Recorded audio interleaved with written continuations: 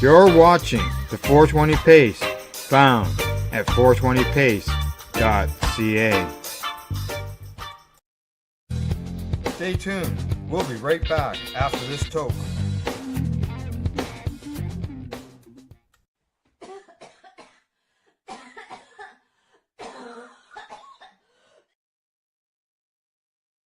You're listening to the Pace Radio Network here at paceradio.net. The views expressed by the individuals during this broadcast are their own opinions, and they may not be the same as those of their group or other organizations they may be involved with.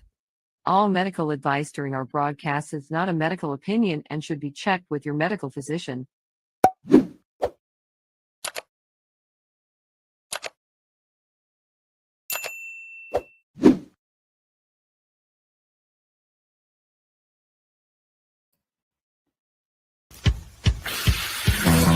Oh yeah, baby, that's lovely.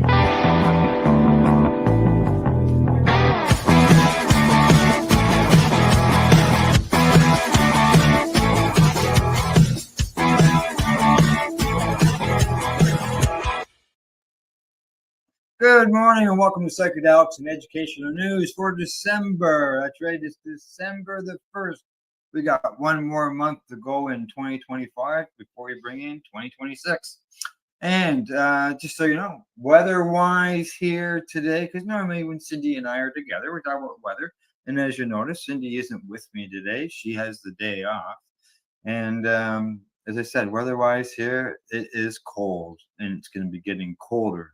I know that the weatherman predicted let's say, a regular winter that we had in the old days. And it looks like so far he's been right so far. Let's hopefully maybe he's wrong for the rest of the year and it's going to stay some warm. We'll find out.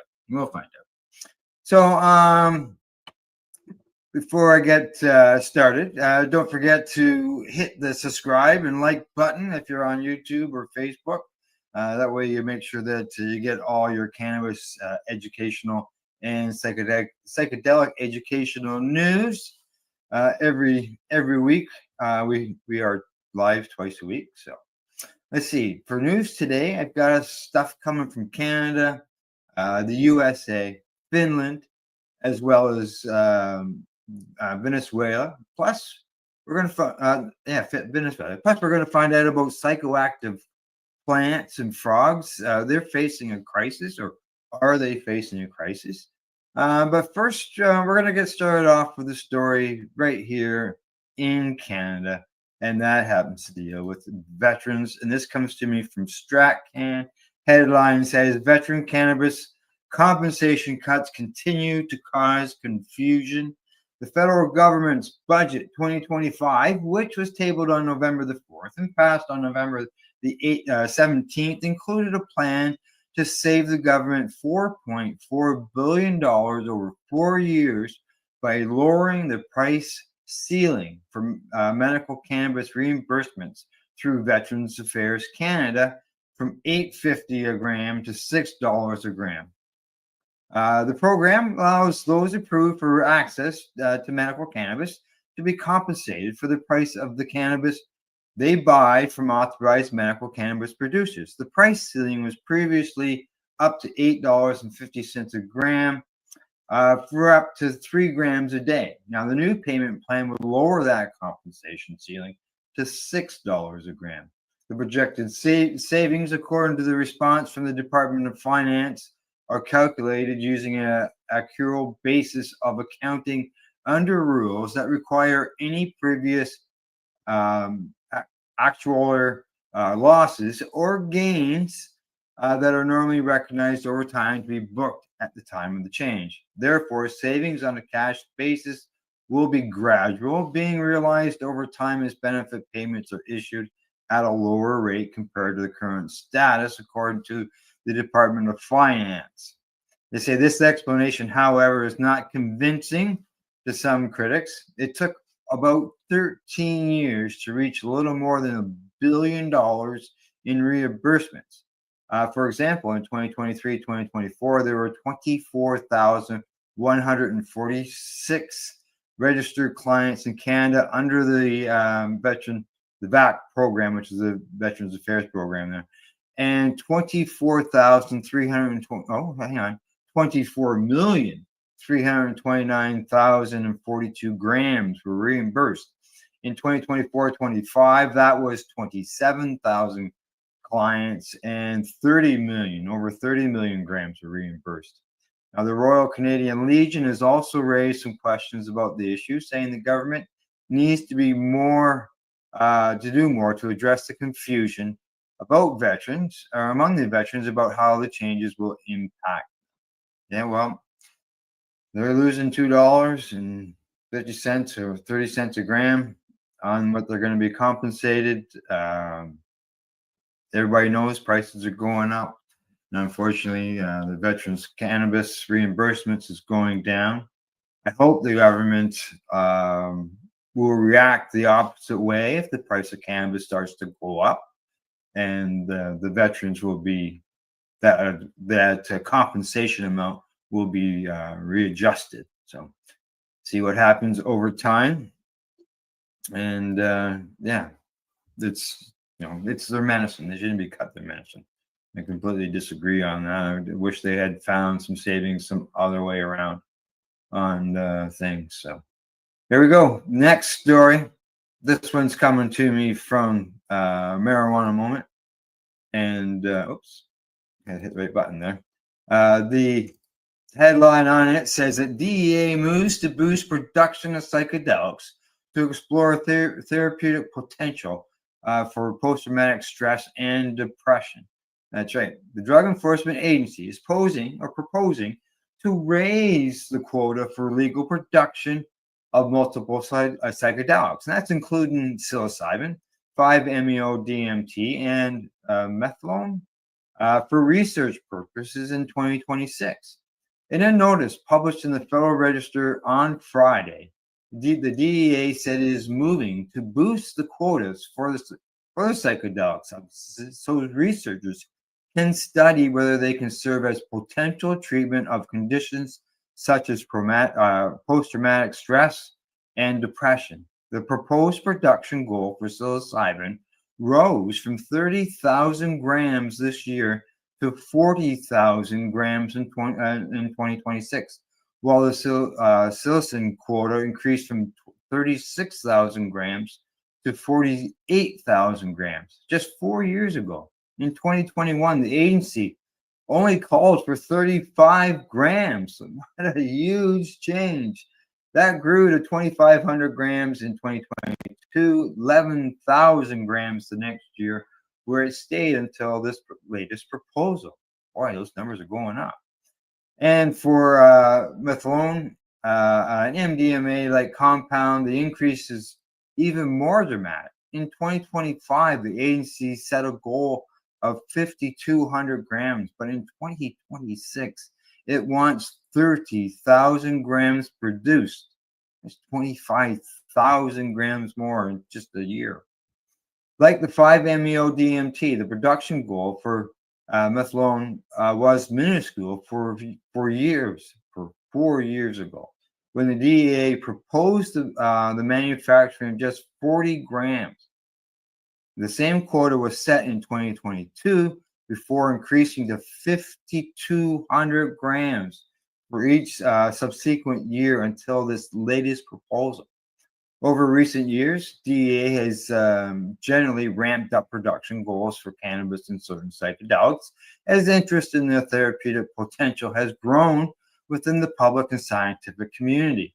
The proposed 2026 quotas for cannabis, THC, ibogaine, MDMA, LSD, and mescaline were not adjusted since last year. However, these proposed 2026 quotas reflect the quantities that DEA believes are necessary to meet the estimated medical, scientific, research, and industrial needs of the United States, lawful export requirements, and the establishment and maintenance of reserve stocks, according to the DEA.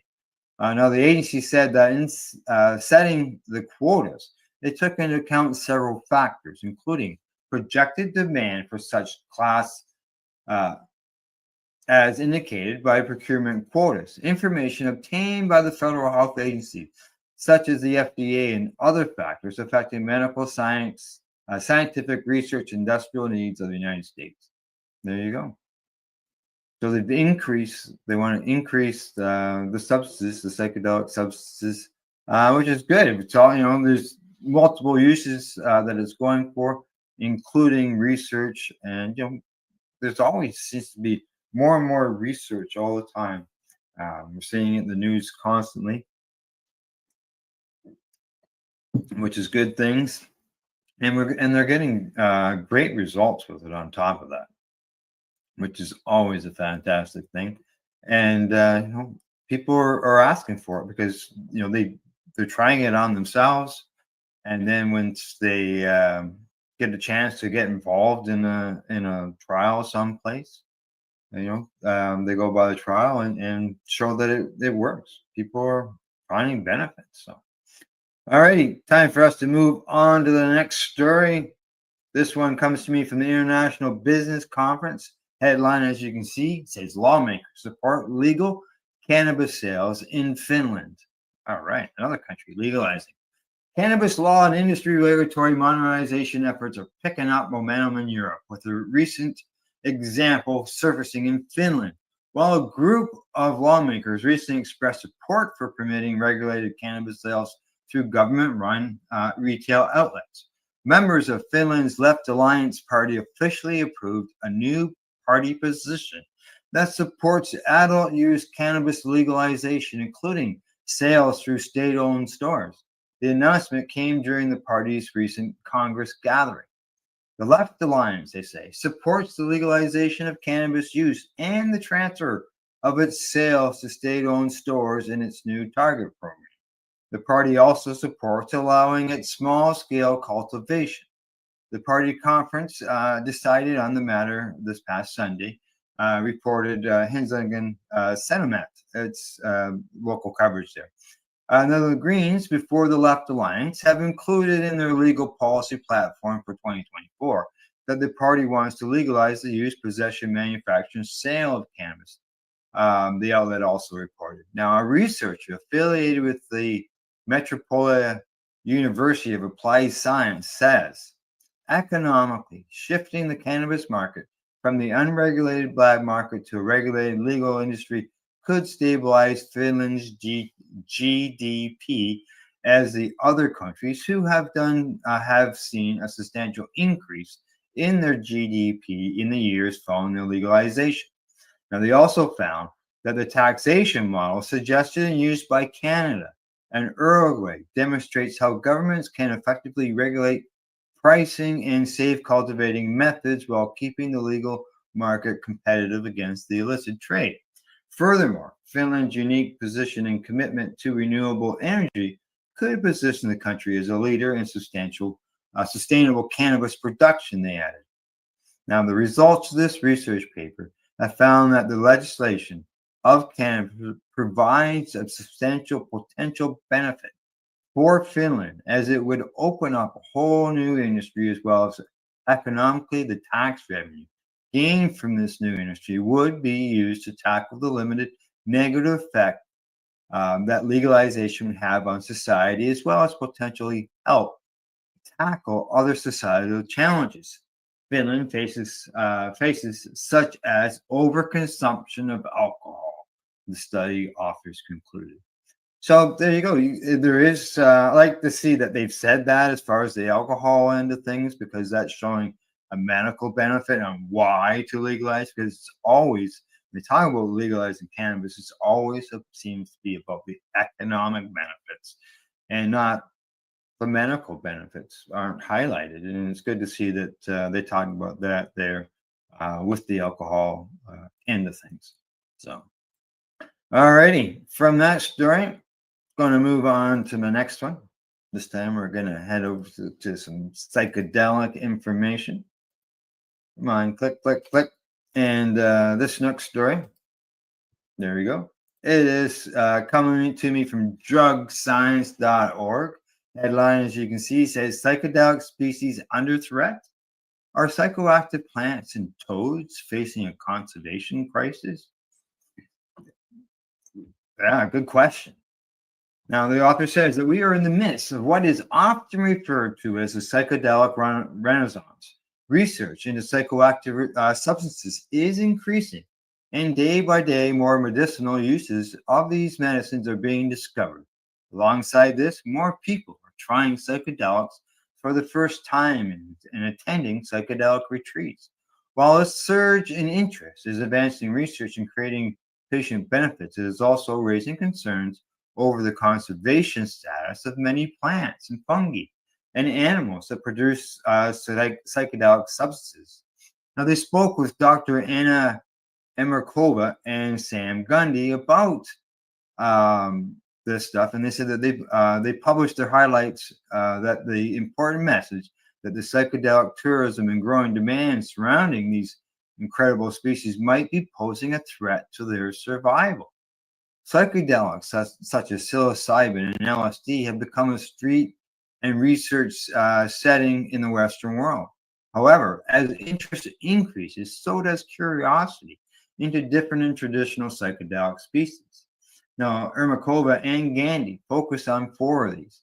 This Sonoran desert toad, whose milky secretions contain 5-MeO-DMT, the ayahuasca vine, popular in ceremony rituals, originating from the Amazon, harboring beta carboline alkaloids, peyote, a slow-growing cactus containing the psychoactive alkaloid mescaline.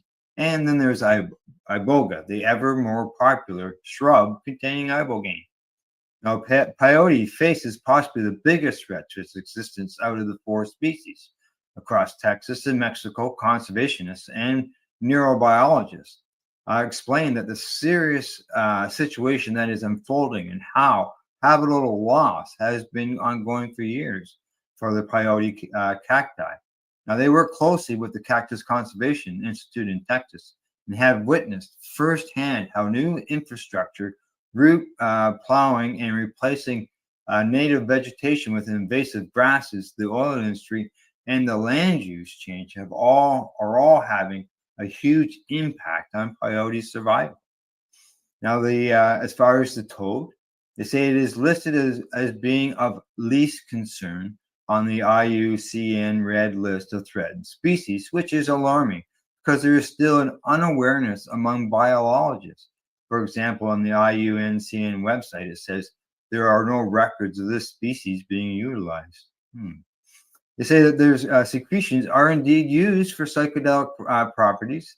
Now, Ermakova explained that the earlier you raise awareness, the more likely the potential damage can be mitigated. That's right. Now, both of them, that's Ermakova and Gandhi, are keen to address the research gap that was unfolded with the feeling that there is a disconnect between the research into the medical value of these compounds and their underlying biology and ecology. Gandhi states that if we are going to conserve these species and their wild populations, we have to do that research. And we must address address this gap and be able to move forward. Now, as psychedelics go, 5-MeO-DMT is relatively easy to synthesize. Mescaline was the first psychedelic to be synthesized in the lab in 1990. And there have been recent breakthroughs pertaining to the lab synthesis of ibogaine.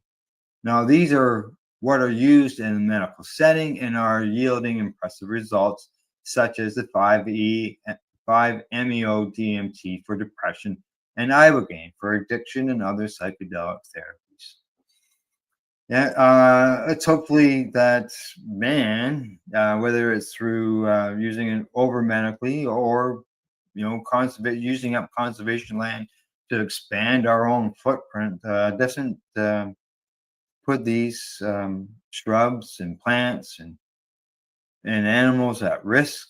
And as they say with the toads, you can don't hurt the toads, you can traumatize them, and nobody wants to see that going on. So, but alrighty, shall move on to my next story.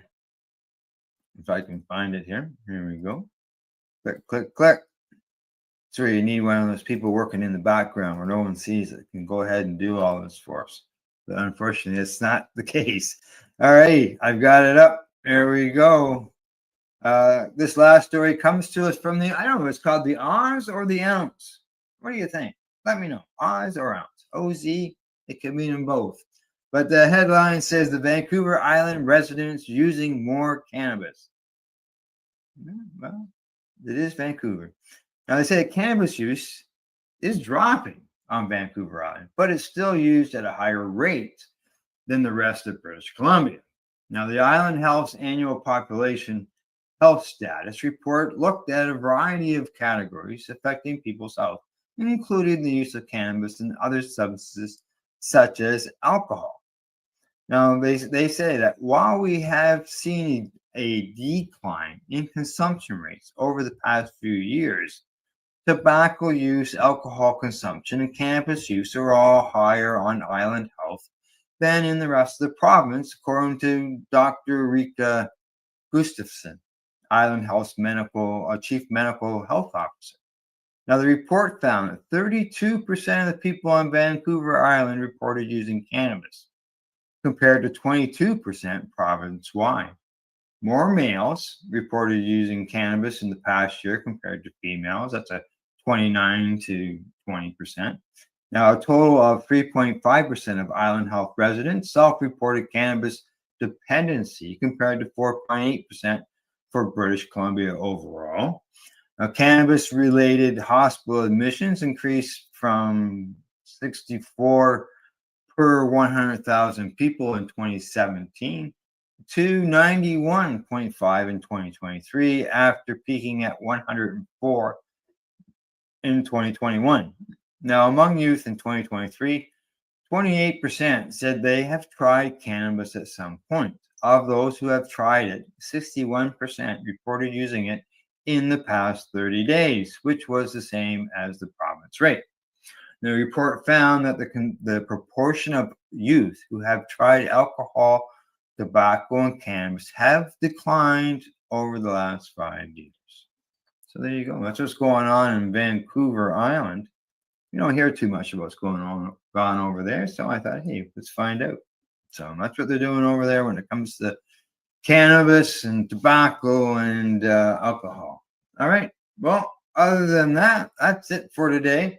Thanks go out to you guys, for everybody, for tuning into the broadcast. Also to our sponsors, Limestone City Hydroponics.ca. And just though you know that their mail service works great, I ordered something there recently, and it was to my house within 2 days.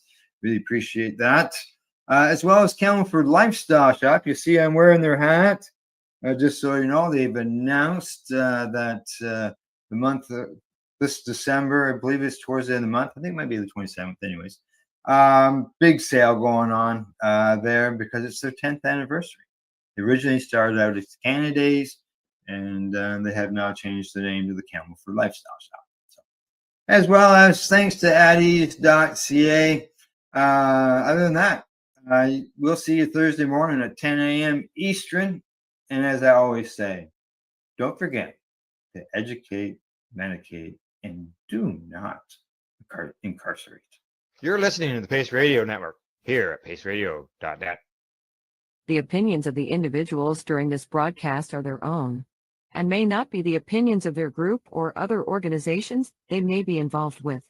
All medical advice during our broadcast is not a medical opinion and should be checked with your medical physician. Enjoy the buzz of legalization with Campbellford Lifestyle Shop. From lights to plant nutrients, books, consumption accessories, and more, we've got all your basics to grow or consume cannabis. Visit our info center or take a look at our piercing services and body jewelry, now available in-store through Campbellford Lifestyle Shop, 17 Bridge Street West, Campbellford. Limestone City Hydroponics is Kingston, Ontario's hydroponics shop. Take your growing to the next level and create the optimal environment with a tent kit, or maximize your yield with an ebb and flow flood table kit. Either way, Limestone City Hydroponics has more sizes and options to fit your needs. Are you looking for the power of the sun that adapts to your budget? Then look no further, as they have professional grow lighting. They have indoor grow systems that are easy and cost effective, with many options to fit your living space and lifestyle. Cultivate your growing potential. We have everything you need to succeed. And if you can't make it to the store, they offer local delivery to the greater Kingston area. Remember, when you're looking for experts to help you grow, then look no further than the locally owned Limestone City Hydroponics, 105 Sunderland Drive in Kingston, Ontario. Call them at 613-548-0420. We are people advocating cannabis education here at paceradio.net.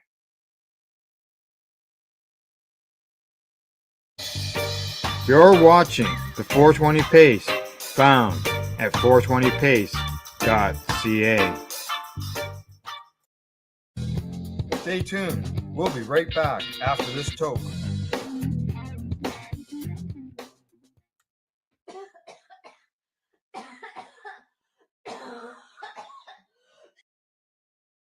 The opinions of the individuals during this broadcast are their own, and may not be the opinions of their group or other organizations they may be involved with. All medical advice during our broadcast is not a medical opinion and should be checked with your medical physician. You're watching the Hi Guys podcast with Al and the other Al on the 420 Pace Project. Hey.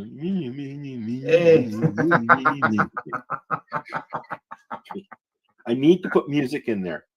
Yes. Yes. I think we talk about that each time we have the show. Yes, we do. We do.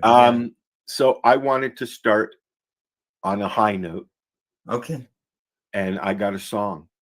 All right. Let's do it. Dr. High. Oh, okay. So Dr. High's music. Let's see if you haven't heard this one, I don't think. No, I haven't. All right, here we go.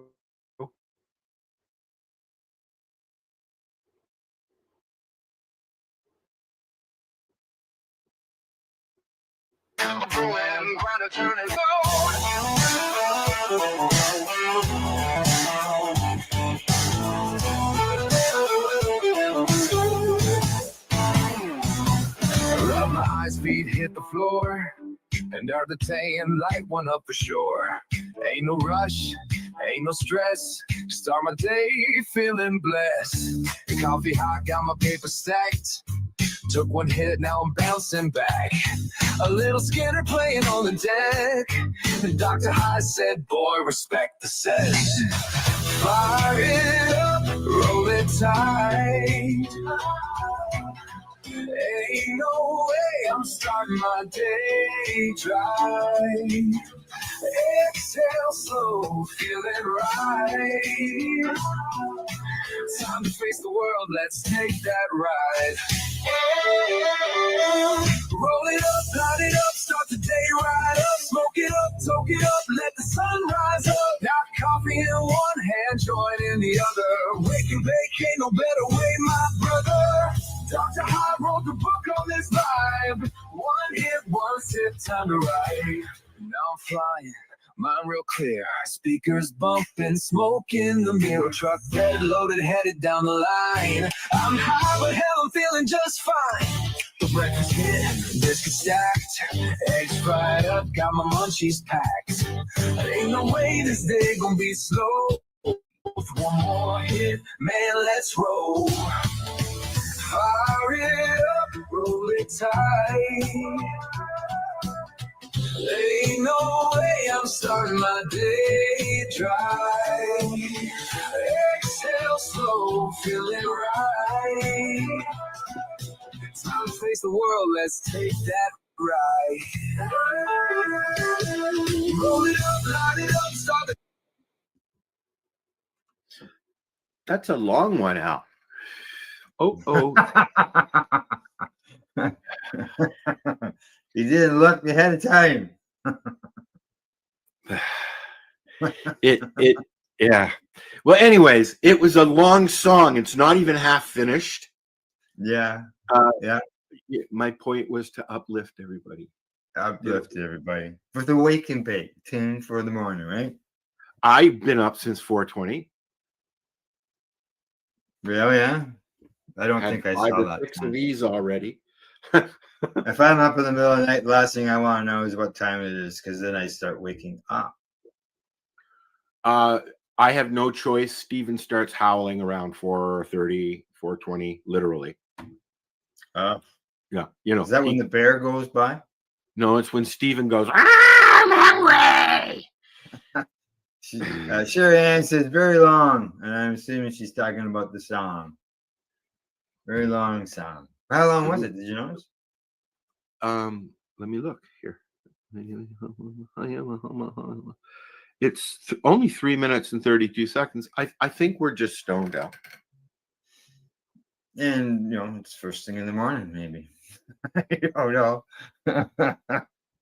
I'm in the process of doing something, and I started last night at about 11 o'clock, and that was starting to upload all my pictures on my phone, and it's still going. I still got another 4,200 pictures to download On your phone? from my phone. Yeah, I'm probably up there. I have not done a full dump since I've had this, and I've had this. How long have I been here? 3 years and a bit. I've had this 5 years. This phone, 4 years. Yeah. I've had this 3 or 4 years now. It's just the first time I tried to upload them onto my computer. I have to do the same thing on my digital SLR, on my Rebel, because I've got no more room.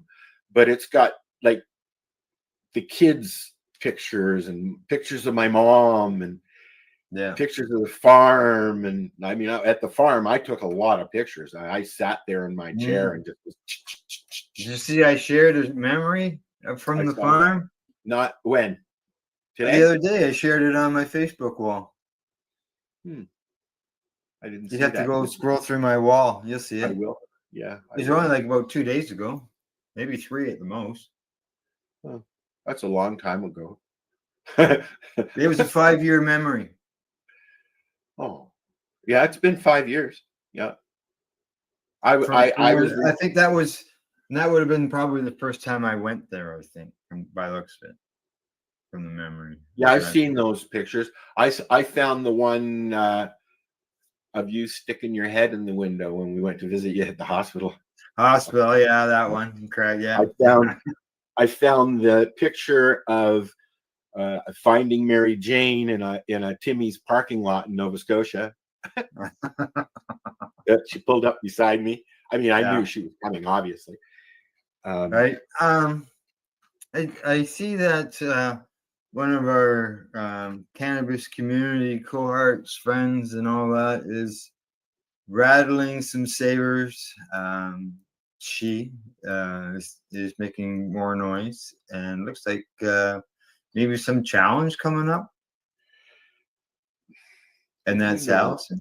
You know the way Allison is. She doesn't take no for an answer, especially when it comes to health. Yes. Allison has several different things going on, including MS. She is in a wheelchair most of the time these days. But she's very active. And I haven't read much of it. I'm sure that you could dive into it. But there's a challenge coming, because she was at an event.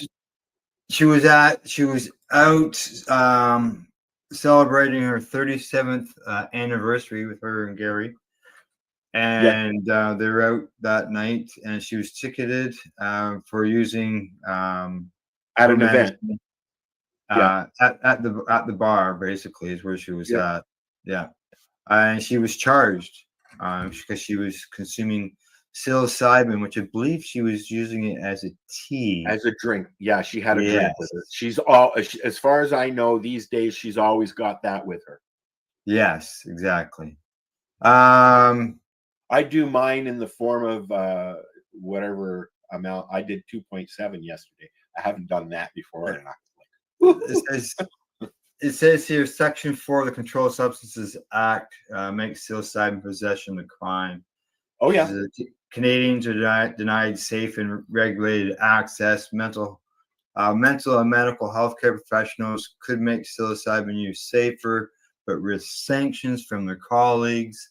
The law blocks harm reduction and breaches Charter 7 rights. And they go on to say that this case is more than one woman's mistreatment. It's about creating safe legal spaces for psychedelic healing and ensuring mental health or healthcare professionals can do their jobs without fear. And a call to action, they're inviting healthcare professionals to support this initiative by providing short sworn statements to show their gratitude for their contribution. We will file a S56 application on your behalf to Health Canada. What is S56? It's a Section 56. Okay, so that's the old Section 56. Yes, correct. Yeah, right. Yeah. Now Health Canada was allowing people with major illnesses that psilocybin and magic mushrooms will help.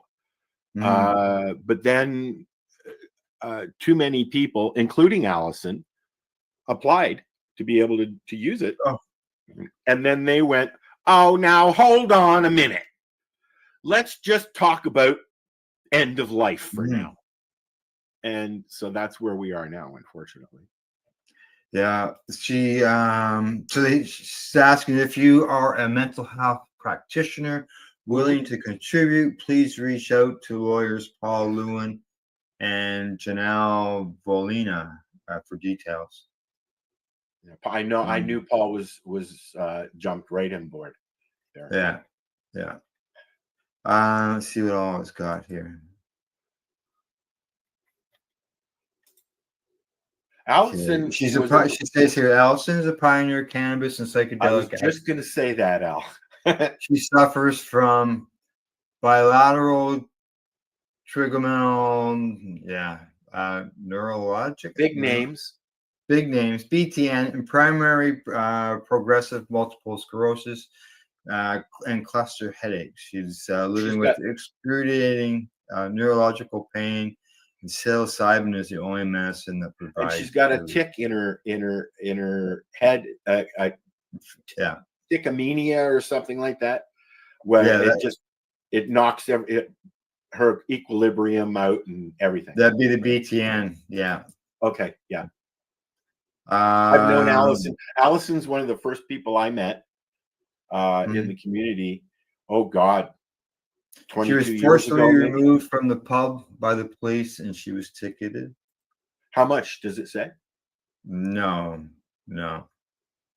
I should ask her. Yeah. Canadians choosing psychedelics medicines have few options when they opt for underground ceremonial use. Sometimes this happens without proper preparation and integration. And it says mental and medical healthcare professionals could make underground ceremonies safer. Well, you could bring them above ground. Yeah. What else? Yeah, that's what she's got on her post there. So anybody who doesn't know, you're on Facebook. Search for Allison Mirrodin, and you will see the write-up, or even on my wall, because I've shared it on my wall as well. And I've just asked Allison how much it is, and hopefully she'll answer me during the show. Okay. All righty. How much a ticket is? Yep. Yeah, or did she just get no ticket, just a summons? Not a fine. She didn't get the fine. Well, if she doesn't get down to the court case, and if she doesn't get back to me, she'll give me some details. If she doesn't get back to me during the show, we'll know for next week. Yeah, for the next time, sure. Oh, ding! Dinged me. Get an answer? No, it was Mary Jane in the other chat. All right. I forgot to turn my ringer off. Excuse me. All right. The other day, you could hear Bear Bang go off during the show. Really? Yeah, and unfortunately, I heard it wasn't a bear bang. And they found another bear. They found a bear dead at the Canco, which is the gas station on the highway here, like right in town. Dead. Maybe a yearling, they said. 2 tags still up and going? What's that? 2 tags?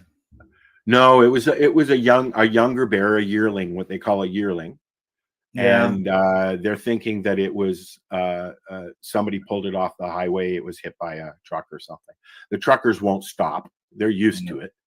The cars, there would have been an accident or, into a tree or something. The truck might have had a plow on the front of it. And Right. that's not, and that's not for snow. That would be for wildlife. Unfortunately, yes, there's a lot, and just like the trains, you hear the trains going through town. They're not supposed to honk unless there's wildlife in the way. Well, or a person. Yeah. Okay.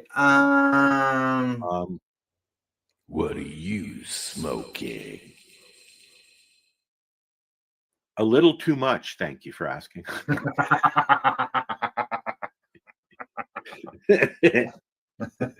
I had a hybrid middle of the road while I was loading stuff up, and while I was waiting for you, I had an indica, which I'm just finishing, and it's just my dime bag thing. They put the price up. I'm not happy. It's no longer $10. Oh, I know. I went in and bought my regular cartridge from my regular store that got bought by another cannabis company. Oh, one in town. We had Sunfish in town, but it got bought out by one plant, and so now all of a sudden my cartridges are $10 more. $10 more. Yeah. That's not okay. Now, I was told by somebody in the know about stores that if you see price increases in your legal stores, OCS will have your old prices still, probably. For a little if you order through them, then all your information goes to some third party in a different country. Like all your credit card information that they like to keep. Yeah, probably. And your ID that you have to submit when you order from them. They don't work here, Sherry Ann. Oh, the whistles. The whistles. The wildlife just turns and looks at you. But as far as smoking, $50 more, $10 more. It's my comatose live resin. Okay, I got an answer from Allison. Did you? Sorry to interrupt. Hi, Al, honey. I've known her a long time. Wasn't a dollar amount, was 2 charges of trespassing and having an unknown substance on the premises. Oh, so she wasn't charged with possession of having psilocybin. Maybe that will happen because the what do they call them here? The Crown can add shit as they go, right? Yeah. They don't like one angle; they can go after another. So what was the charges again? Trespassing and having an unknown substance on premises in a bar. Like, I mean, if you were to spark up a joint in a bar these days, you'd probably get the same charge. I'm with Sherry Ann on this. This is why she's got trespassing ? In her comment. No. Trespassing. She was uninvited, I guess. Once you're asked to leave, the police automatically switch gears and it becomes a criminal trespassing. If you refuse to leave, that's where they can switch gears and actually remove you. Right? They have to do it that way. Yeah. So. Wow. All righty. Thanks, Allison. Thanks, Al.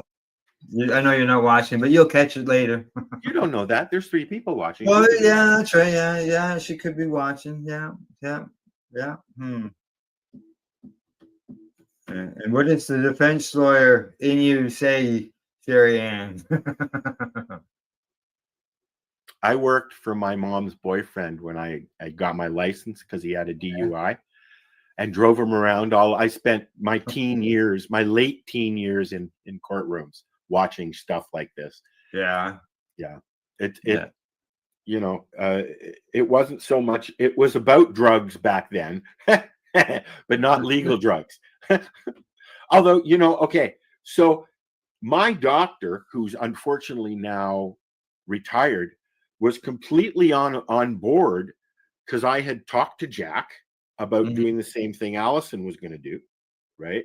Yeah. Because it really was open. I know I switched back to this topic, Al, but it really was open to a more wider spectrum of people, and they've just closed that loop, which isn't right. Like, I can't qualify for it now until they change that. I was going in under the mental health angle. Right. Yeah. And like we said earlier, the SAP program is really SAP, which is supposed to be special access program. But they don't want to do it, and they'll push you and push you and push you until a judge says, "Hey, no, you got to do it." Yeah. Exactly. We do have some rights here in Canada. Too, right?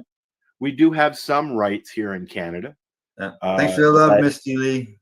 That makes it very hard for Health Canada to push us around, because we do have rights to medicating with what for cannabis, and I can see that down the road for the mushrooms too, as well. Obviously, yeah. Right. There's a doctor. There's a doctor at the hospital here in town that's doing a study. Maybe that's why Allison wasn't charged with psilocybin possession, because she would take it to court and fight it right through to the end. Morning, Misty. Morning, Misty. You have a great day as well. Oh, of course, but they would know, and the Crown would know this. Yeah. Oh, yeah. Exactly. Allison is, for people who don't know who Allison Meriden is she is a retired criminal corrections officer. Yeah, so she has a police background, and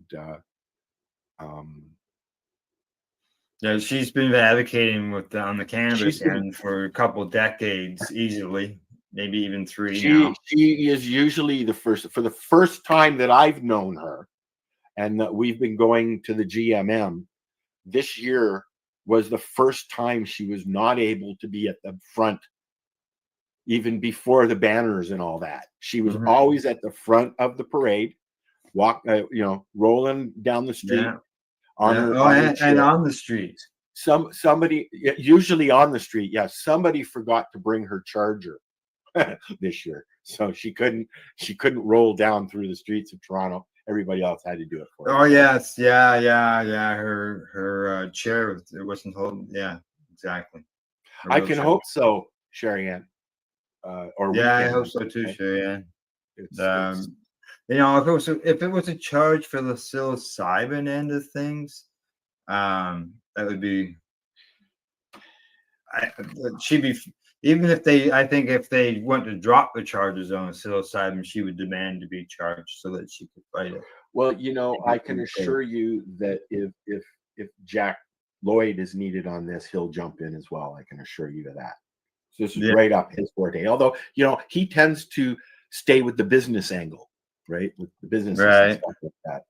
And Paul handles the people end of things. Does he? Okay. Yes. All right. Paul, Paul Lewin. Yep.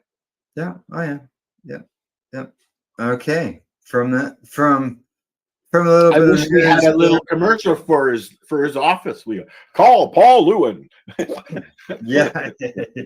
Don't know his number. Sorry. No, neither do I. All righty. From that, we're moving on to. It's certainly high on the list. One more thing I have to change. I'm going to stop putting pictures of people on things, because when those things change, I have to redo everything. Yeah, we'll put both of our pictures on them. And that Well, way, that's what because if we both bring something to that segment. Well, that's what I was planning on doing. Yeah. I okay. have, What do you have? I've been talking about magnesium depletion. Yeah, we were talking about that especially if in you a use a previous lot of show. Oh, cannabis. crap. Right. I've talked about it for a while now because I'm having that issue. Right. Some people do, some people don't. A lot of people have, their magnesium levels under control, but when you smoke a lot of cannabis, it depletes it. Recently, I have been using several times a day. I take a little bit of a olive oil and Fico mix, a full extract, and put it in my tea or whatever.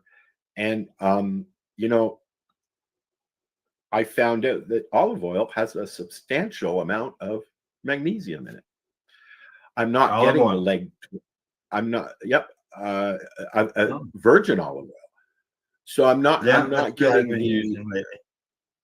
I'm not getting the twitching and the nerve pain as much as I was, and I'm not feeling draggy like I would if I was just taking oil. Right. Right. You've done You're, oil thinking before, Al. you're getting some You know, benefit from the olive oil. Well, this is my point. Yes. So Yeah. I'm getting some magnesium and other nutrients that are in olive oil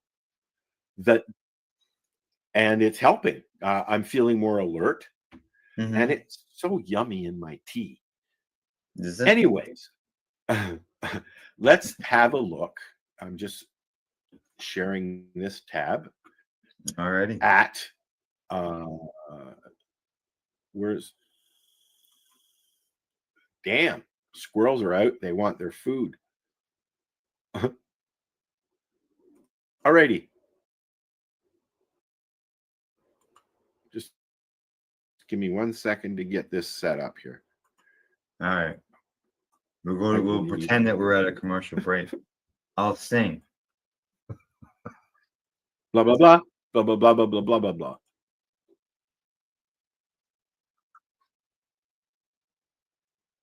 What's he saying? I can't hear a word he's saying. You can't hear it? I can't. No.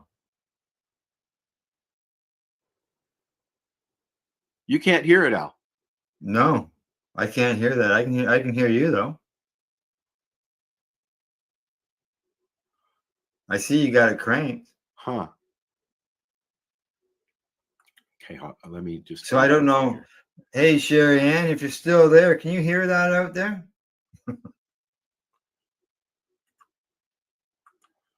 Okay. Maybe the sound. Oh, okay.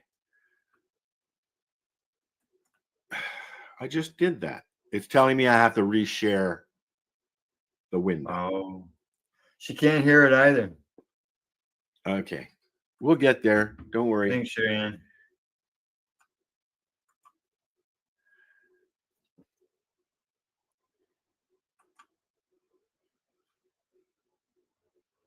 I lost the 7 weird signs. Your fucking body is screaming for magnesium. The last one will blow your mind. 1. Muscle twitches, random eye spasms, or night leg cramps. That's your body yelling, "Hey dumbass, give me some magnesium." Without it, your muscles refuse to chill and start glitching like a broken robot. 2. Headaches and migraines that won't quit. Low magnesium makes your blood vessels and nerves throw a tantrum. More deficiency equals more brain splitting pain. 3. Heart acting shady. Skipping beats, random palpitations. That's not cute anxiety. That's your magnesium levels screwing with your heartbeat rhythm. 4. You're tired as fuck all the damn time. Doesn't matter if you sleep 8 hours or 12, you still feel like roadkill. Why? Magnesium is the power supply for your cells, and when you don't have enough, boom, no energy. 5. Can't fall asleep. Your brain won't shut up, running like a laptop with 200 tabs open. Magnesium usually calms it down. Without it, good luck, insomniac. 6. Weird tingling or numbness in your hands or feet, like tiny invisible needles poking you. That's your nerves misfiring because they're magnesium starved. 7. Craving chocolate out of nowhere, not just your sweet tooth. Dark chocolate is loaded with magnesium. When you suddenly want it like crazy, it might be your body begging for a fix. Save this before you forget.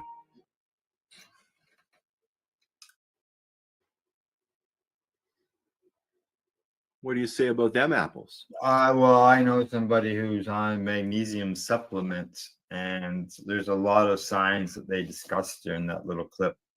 That And is person it deals working? with.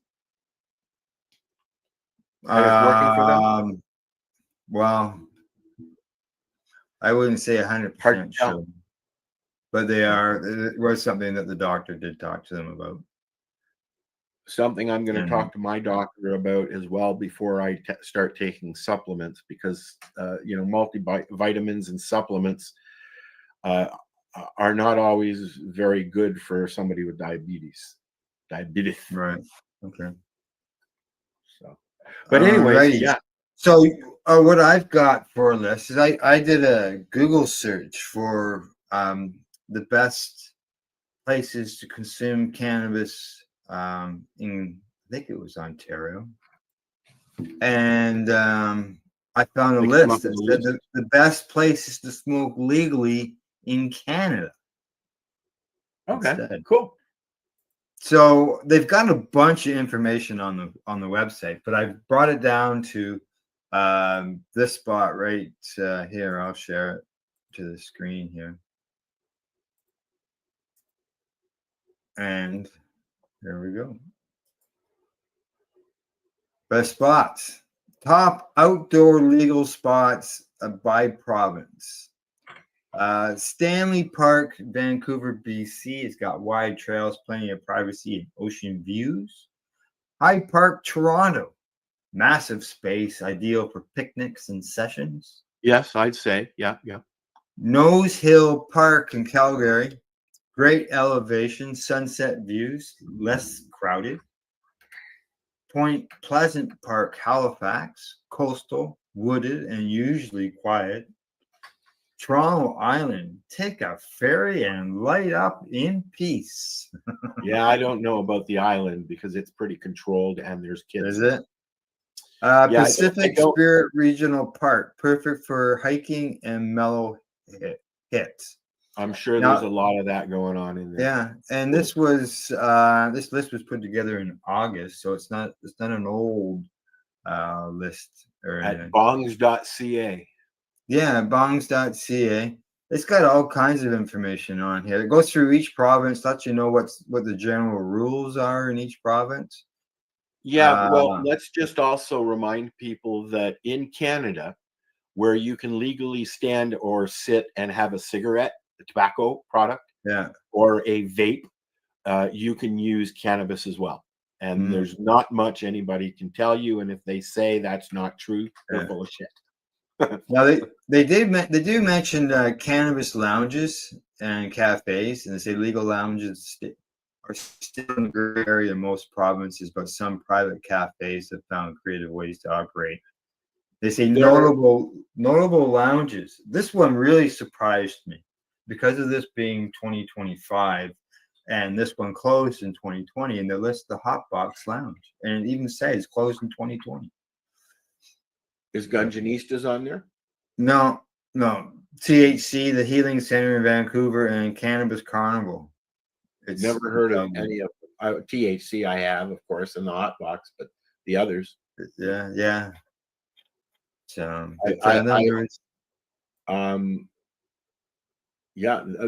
Sherry agrees with you. There were at one time there were a lot of lounges. Sherry Ann's comment. What the hell? My balcony isn't on there?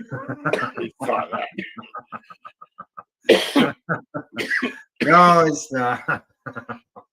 Thank you. I think I've seen some views from your balcony. You'd have have some views from up there. So she's facing the wrong way, though.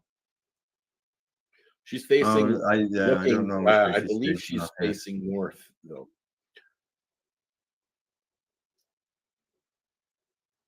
Oh yes, Velvet Underground. That rings a bell. Oh, I know about that place. Yes, I do. Rings a bell. It does.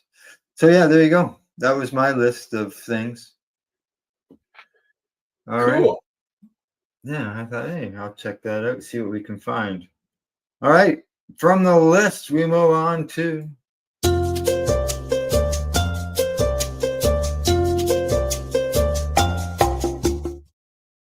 Right when I have the munchies. Perfect. all right, right when you have the munchies. Well, maybe my munchies will that I've got listed here will help you out. Or maybe after the show you'll go make them.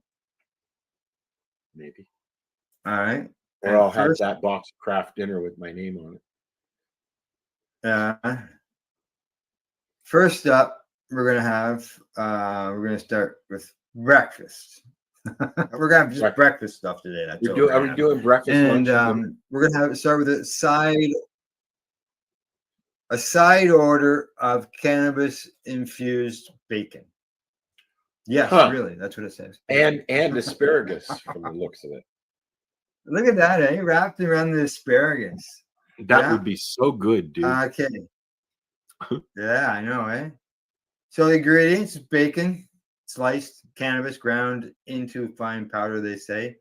Preheat the oven at 225. Spread the ground cannabis onto a cookie sheet and bake for 45 minutes. I like to put mine on parchment paper. Seems to stick to metal as things melt. Sometimes, yeah. They say place the desired number of bacon strips on an ungreased baking sheet. Yet again, if you can put that on parchment paper. Once the cannabis is done baking, remove and preheat the oven to 275. Sprinkle the baked ground cannabis over each strip of bacon, adding more or less depending on the desired potency. Bake the bacon for 10 minutes. Remove it from the oven. Flip the strips and sprinkle cannabis over the other side and bake for another 10. And they say, notes, all leftover fat on the cookie sheet is medicinally active, so you may want to save it and get creative. One quick option is to soak up the grease with bread and Viola cannabis bacon bread. And you can use it as sandwiches. So there you go. Cannabis bacon. What do you think? You can make that tomorrow for breakfast? No, but I could use some of that butter to make a couple grilled cheese sandwiches for lunch. All right. From cannabis. I love bacon, but it doesn't love me, unfortunately. Oh, really? Eh? I stopped eating it for years, but I have started eating it again. What about chicken bacon or pork bacon? Or not pork bacon, beef bacon, like the faux bacon. I had to. Yeah. I agree with Sherry Ann. It did look yummy. It did look yummy. Yes. Greasy. As far as there is chicken bacon, but I don't know. I've never. I spent a long time since beef bacon. There's what do you call it? Vegan bacon. All that. Fake bacon. Okay. And our other recipe that I've got picked out here. Another one. It's something that I have actually made in the past, and I never thought about this as their name. Poffles. Poffles. Oh, waffles. Yeah. Poffles. So yeah, cannabis infused waffles. A poffle waffle. They say you need 2 cups of cannabis flour, 1 teaspoon of salt, 4 tablespoons or teaspoons of baking powder, 2 teaspoons of granulated sugar, 2 eggs, 1.5 cups of warm milk, and 1/3 of a cup of melted can of butter. I used to put my can of butter just right into the powdered stuff out of the box. But if you want to use, the what do you call that? Use the raw ingredients, then this is the way to do it, they say. Preheat the waffle iron to your desired heat. Take the dry mixture, combine the flour, salt, baking powder, and sugar, and set it aside. As far as the wet stuff, in another bowl, gently beat the eggs carefully, not to over whip and create a frothy texture to your eggs, as it's negative for the outcome. Stir in the can of butter and the milk Pour the wet mixture over the dry mixture and gently beat until well blended.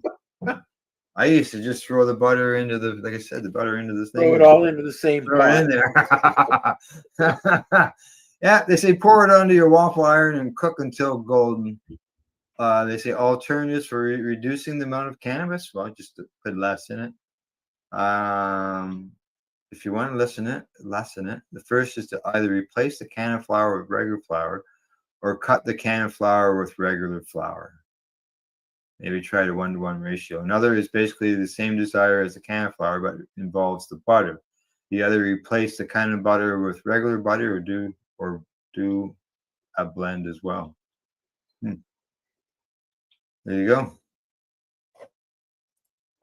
Poffles. I never thought about calling them poffles. You? I just came back, Al. I was spinning. Were you? Yes, everything. I was loading stuff, and everything just went. Everything disappeared. Did I disappear? You missed out on the poffles. I saw some of the poffles. Oh, okay, all right. I'm just putting it in. I'm just putting it into the chat. All right. You should put the other one too. Yeah, Bacon. Unfortunately, I closed it. But I have to go looking for it again. So there we go. I got the poffles recipe in here, and I will just, there we go. Waffles. Potfuls. A potful waffle. That is Waffle much waffle. different than a twat waffle. Waffles. A twat You know what you can also do? Not only that, you can get your infused maple syrup and put it on top of your poffles. I have maple syrup. I got some maple syrup the other day, and I don't know. It's not maple syrup. It's syrup. It's the Aunt Jemima syrup that they put the lady back on the bottle. Oh yeah, yeah. I just get some maple syrup. Usually, we've got something around here that we bought from the store, like a local maple syrup or something along that line. I'm sure there's a selection here. Then I just infuse it and mix it together, right? Yeah, it's very easy to do to infuse. Yeah. Yeah. And you know, why not put a little bit of that can of butter on your waffle? People put regular butter on there. As I've said many times, I've made macaroni and cheese with can of butter. Cannabis, yeah. Just substitute one butter for the other, for the infused stuff. All you're really doing is adding a cannabis flavor to it. That's really the only noticeable difference, other than you're going to notice it after you've eaten said box of craft dinner. So I'm down to 3,100 pictures, just so you know. Oh, really? It takes a while, eh? Yeah, it does. And I put my charger back on my phone when it got down to 28%. So my charger's on my phone for the last, 10 or 15 minutes. And I'm at 25%. So even though I'm charging, I'm losing power. You know, when I was studying photography, I had a filing cabinet full of negatives in folders and pictures. And we don't need a filing cabinet anymore. Even I got my digital SLR, I can take a picture and put it right on the computer. Oh yes, yeah. So it's my phone's getting warm now. There's no more. I haven't been in a dark room in I don't long time, eh? Yeah, I can't remember the last time I used film. I have say 2012, 2013, 2013. I probably have about 20 some vintage cameras, ranging from 35 millimeter to the cartridge and a Polaroid. I even have an old Polaroid camera. Do you really? And, really, the only place you can get film is directly through Kodak. Yeah, that's it. And blacks and some of the stores in Toronto, the camera stores are still there. They're smaller, but they're still Yeah. there, and you can get stuff there. I'm trying to think. I went Japan camera. Was it? Yeah, Japan camera's still there as well. Yeah, that's where I bought my my first camera, and it wasn't digital. I got all my camera equipment at Henry's.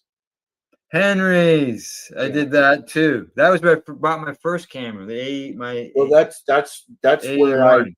got all my school stuff. I had to buy 3 different formats of cameras: a 35 millimeter, Mhm. a 2 1/4, and then a 4x5, which is the big accordion Big one. studio cameras. And I mean, it was not cheap then. I can only imagine how much a sheet of 4x5 film costs now. Oh. And then you got to take it in. I don't have it. I used to have a dark room and everything. Mm-hmm. Yeah, no more. What do you want, baby? Not talking to you, Al. I thought you were talking to me. What do you want, Squishawish? How All about right. we put on another song, Al, and I can go feed my You deal with the cat and my cats, and then dog. I got a product review when we get back. All right. What's the song? He's looking. He's looking. All right, I have to find the song we're going to play is by Jeff, and this is I've been told by their press person that they are 420 and psychedelic friendly. This is their Oh, nice. psychedelic song. I'm just going to do this. All right. Yes, I put the video because the video is actually very suggestive. Should I put it? Yeah, let's put the video. Nope, the video is not even here. I don't know. I can Hold just. on. Yeah. I'm getting there. Don't rush me, Al.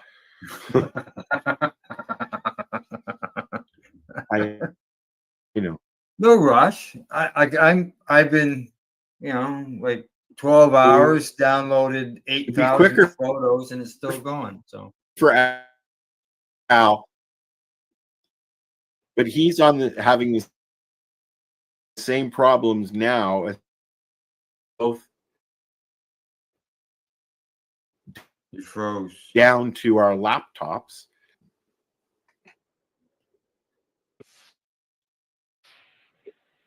Oh, it started, Al. It wasn't supposed to start.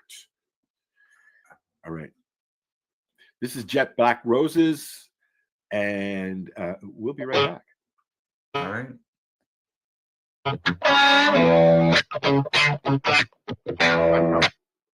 It didn't go full. Sorry. Here we go. Here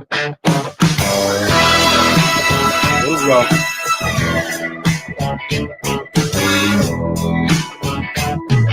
Back in a hag Bacchus. Let's try this one more time. Yeah. Get it? How come it's only a little picture? There we go. Hey. Hey.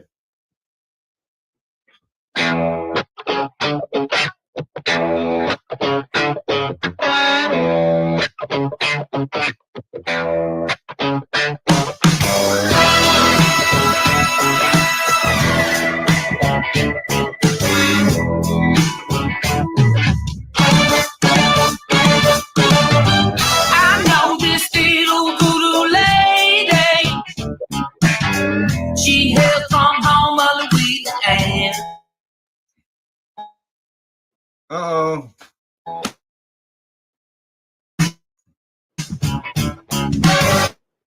She knows just how to. Uh-oh. You do, baby. That's all you do. I'm telling you, baby. Psycho boogie hoochie coo. I wanna do it for you. Yes, I do. Got a freaky dicky licky little shack in the bayou. Funky sharking heads up on the wall.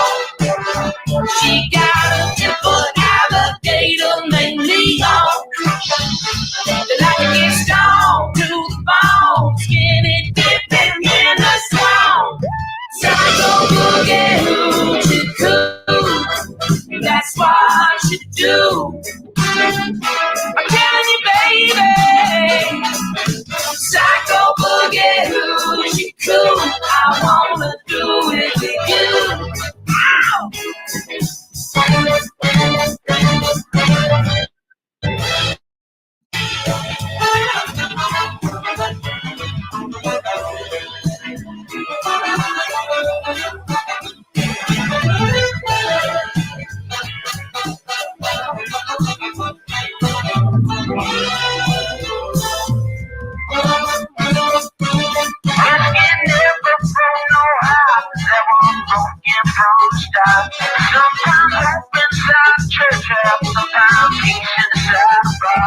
You don't need $1 million.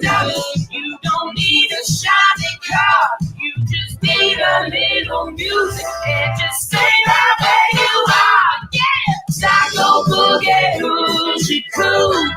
But that's what you do. Little by your face, psycho boogie, hoochie coo. I won't do it with you.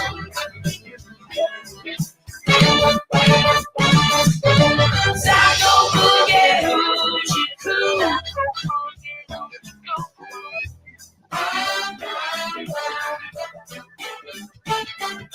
Psycho boogie, hoochie coo.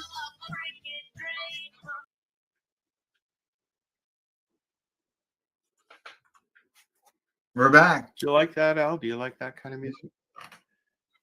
Do you like that? Oh, it's a song. Not your kind of music?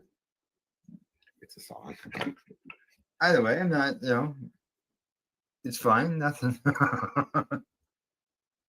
It's country rock. This is who was that again? Jet Black Roses. I'm just looking where they're from. I can't remember where they're from. But they've toured with Styx and a few other well-known bands, Collective Soul. So yeah, they're I enjoy them. I've listened to every song they've made so far. Have you? The Sherry Ann says that she thought that they were groovy. They're very wide in the genre. They've got a little bit of everything. Yeah. No, nothing wrong with it at all. No. All righty. What do we got next? Song. There was, when you were gone, there was a little bit of freezing with it, and then it's finally as if it caught up and it's what do you want for nothing, Al? What? Yeah. All righty. It is time for our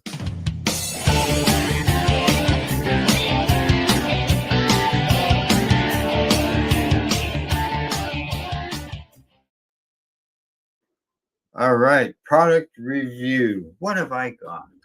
What have I got? Uh-oh, shut up, Stephen. Oh, your cat. How he just left the room and he eats and then runs down the hallway screaming at me. It's all gone. It's all gone. Supper, give me some food. Little fucker. From 4 o'clock in the morning. That's when it's done. So my product review. All right. That's a big bag of weed, dude. It's a big bag. That big bag holds 2 pounds of cannabis. Recommended size for 2 pounds of cannabis. This is a grow bag. And they talk about how it keeps your cannabis at 62% humidity for storage. Does it got packs in it as well? Pardon me? It got the packs in it as well? No packs in it. No. Oh, okay. It's all included. Everything's in there. Yeah, it's just a bag. They come in different sizes. Some for an ounce, some for half ounce, some for a pound, 5 pound bags. Smelly proof?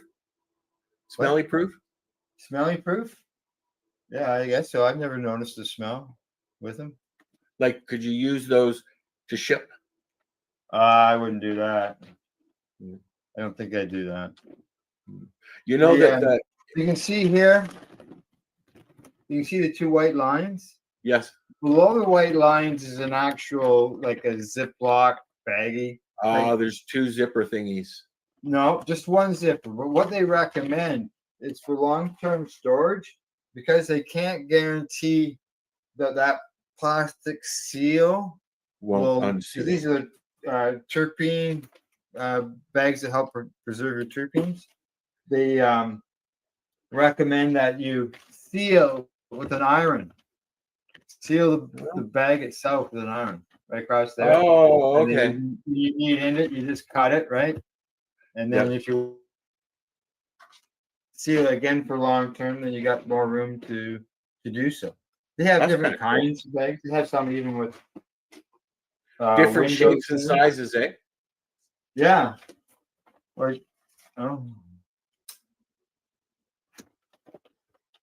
they got different ones now. Some come colored and stuff. I just get the regular old black one. For years I used jars.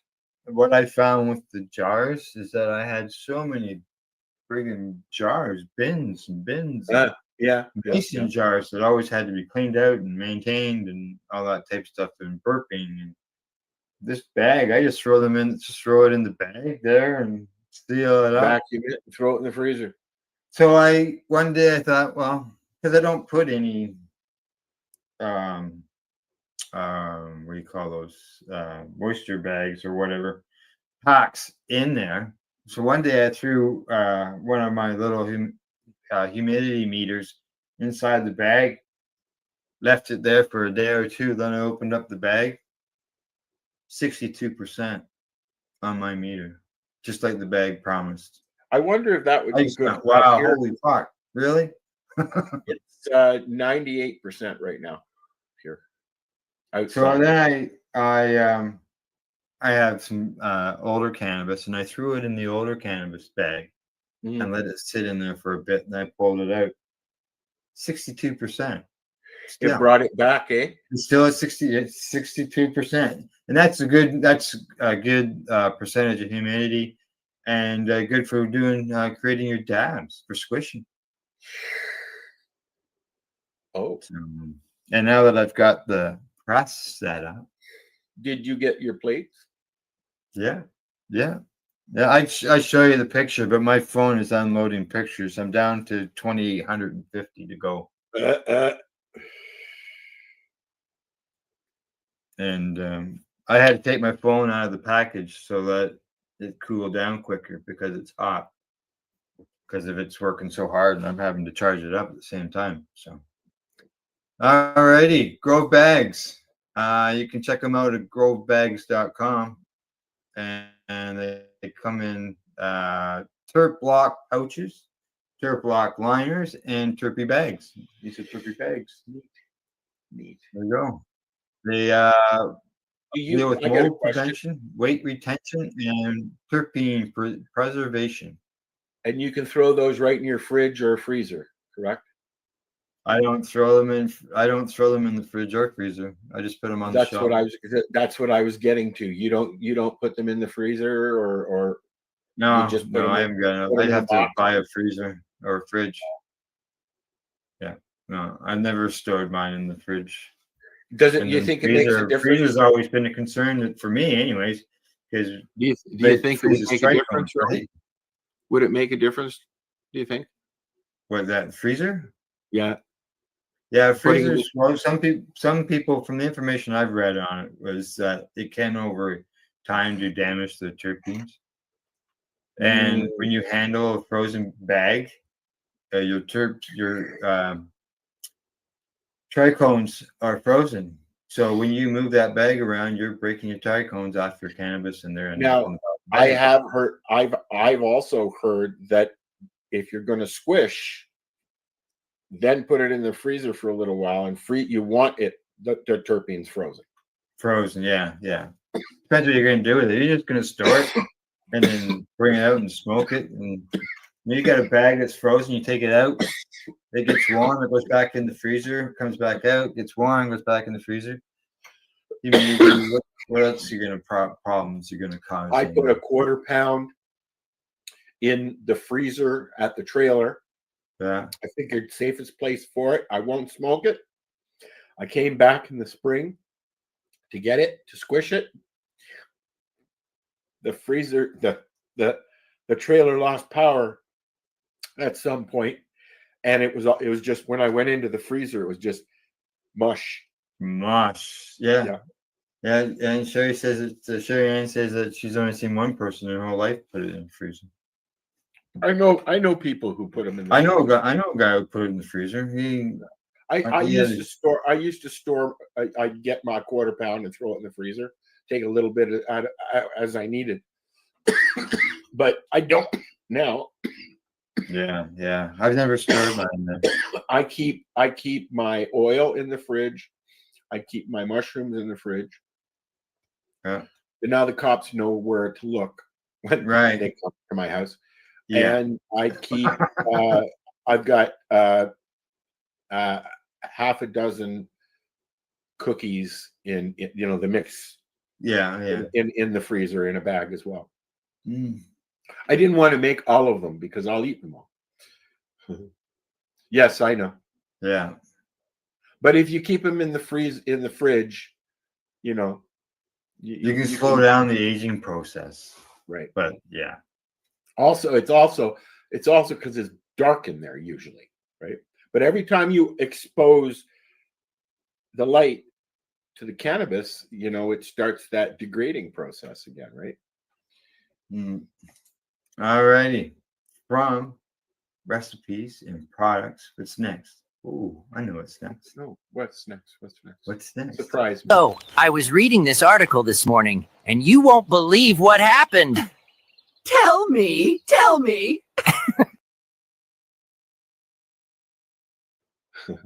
I can tell you what happened. I was What happened? a bit surprised, but not totally surprised at what in the news of this today. Headline on this article says that pre-rolls have overtaken flour as a consumer favorite. Yes, they have. Although I do prefer rolling my own. Yeah, I use pre-rolls, but I pre-roll my own. But Do you have a machine? Pre-rolls have overtaken flour, according to this report, and they say that how is this? Data provided by sales analytics firm Headset. They said the report reveals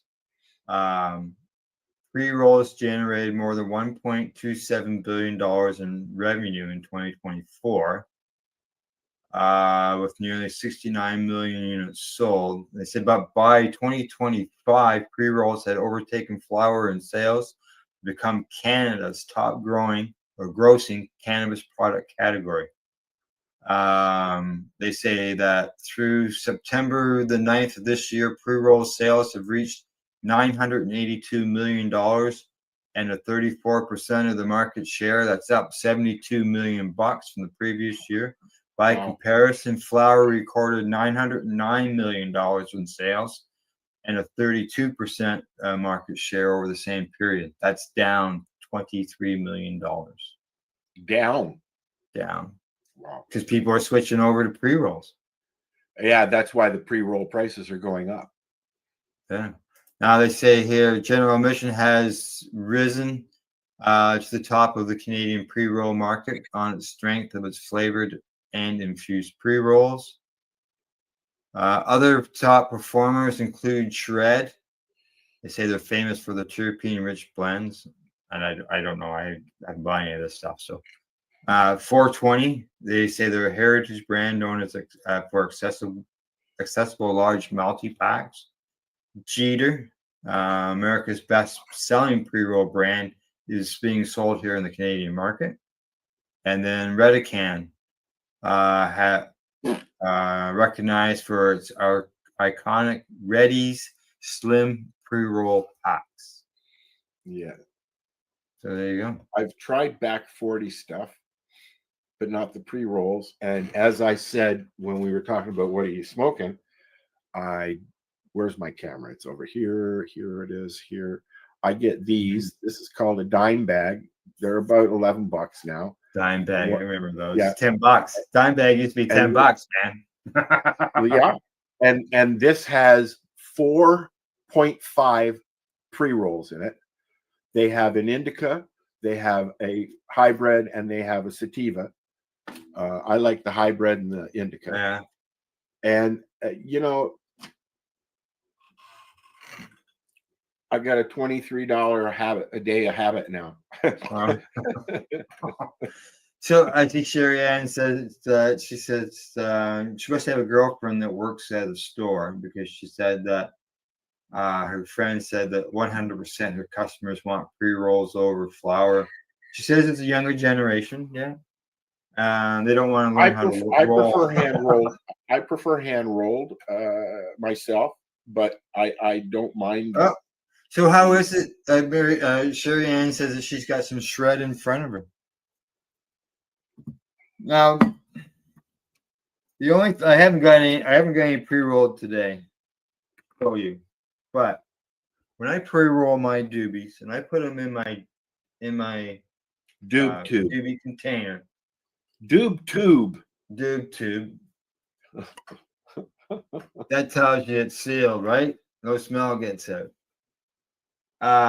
And they by the end of the day, when I pull my joints out of here, they're covered with spots like leopards because the trichomes are. This something gets on them.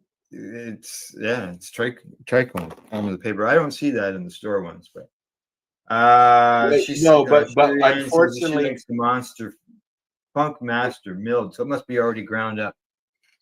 Unfortunately, in my time using pre-rolls, the times I do, some of the things that I don't like is sometimes, and I'm not talking about Dime Bag, they've been relatively consistent, but some product, it's very dry.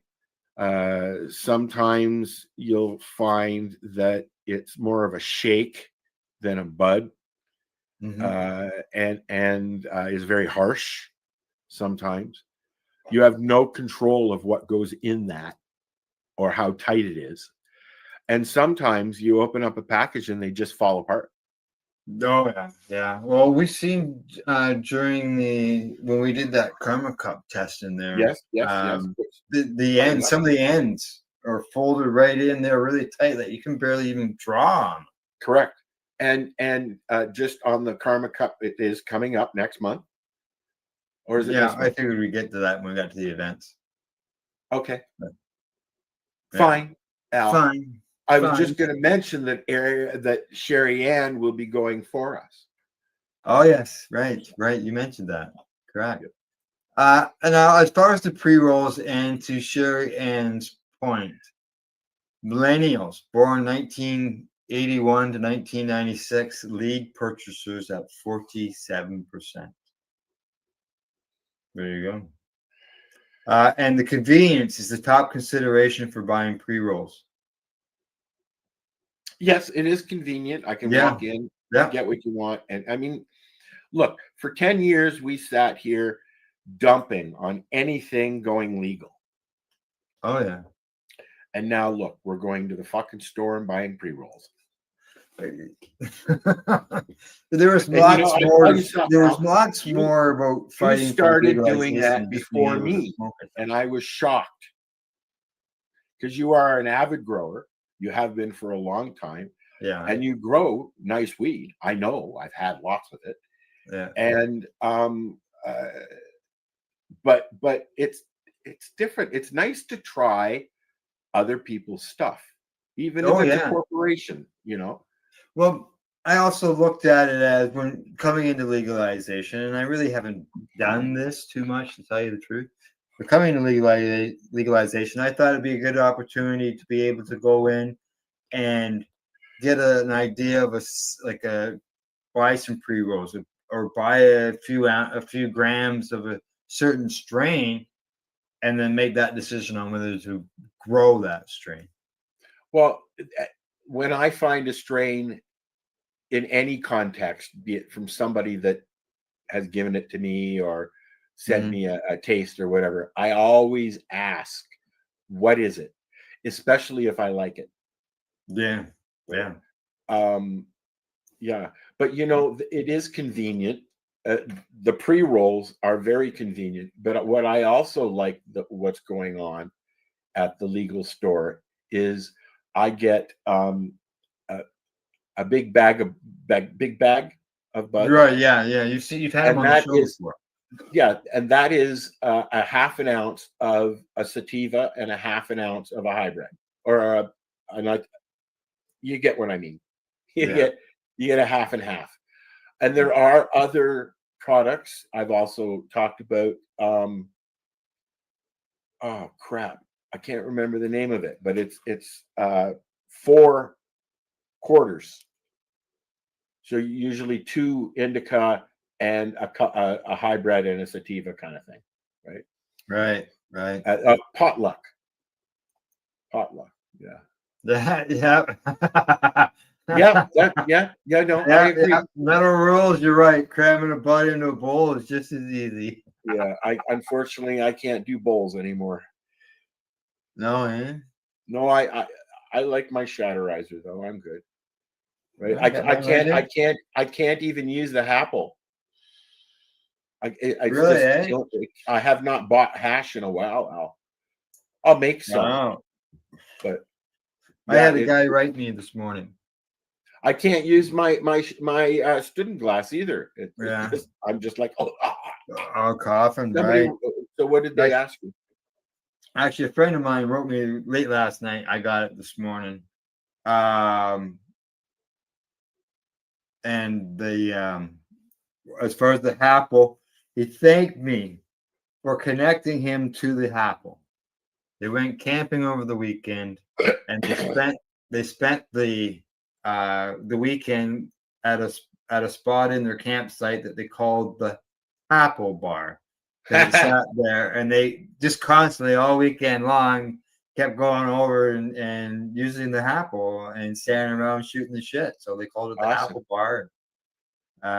Yeah, he was really excited and really happy that he got it. You know, I really like it. I like it. I have what's the one I have? Mm-hmm. You had a dewdrop.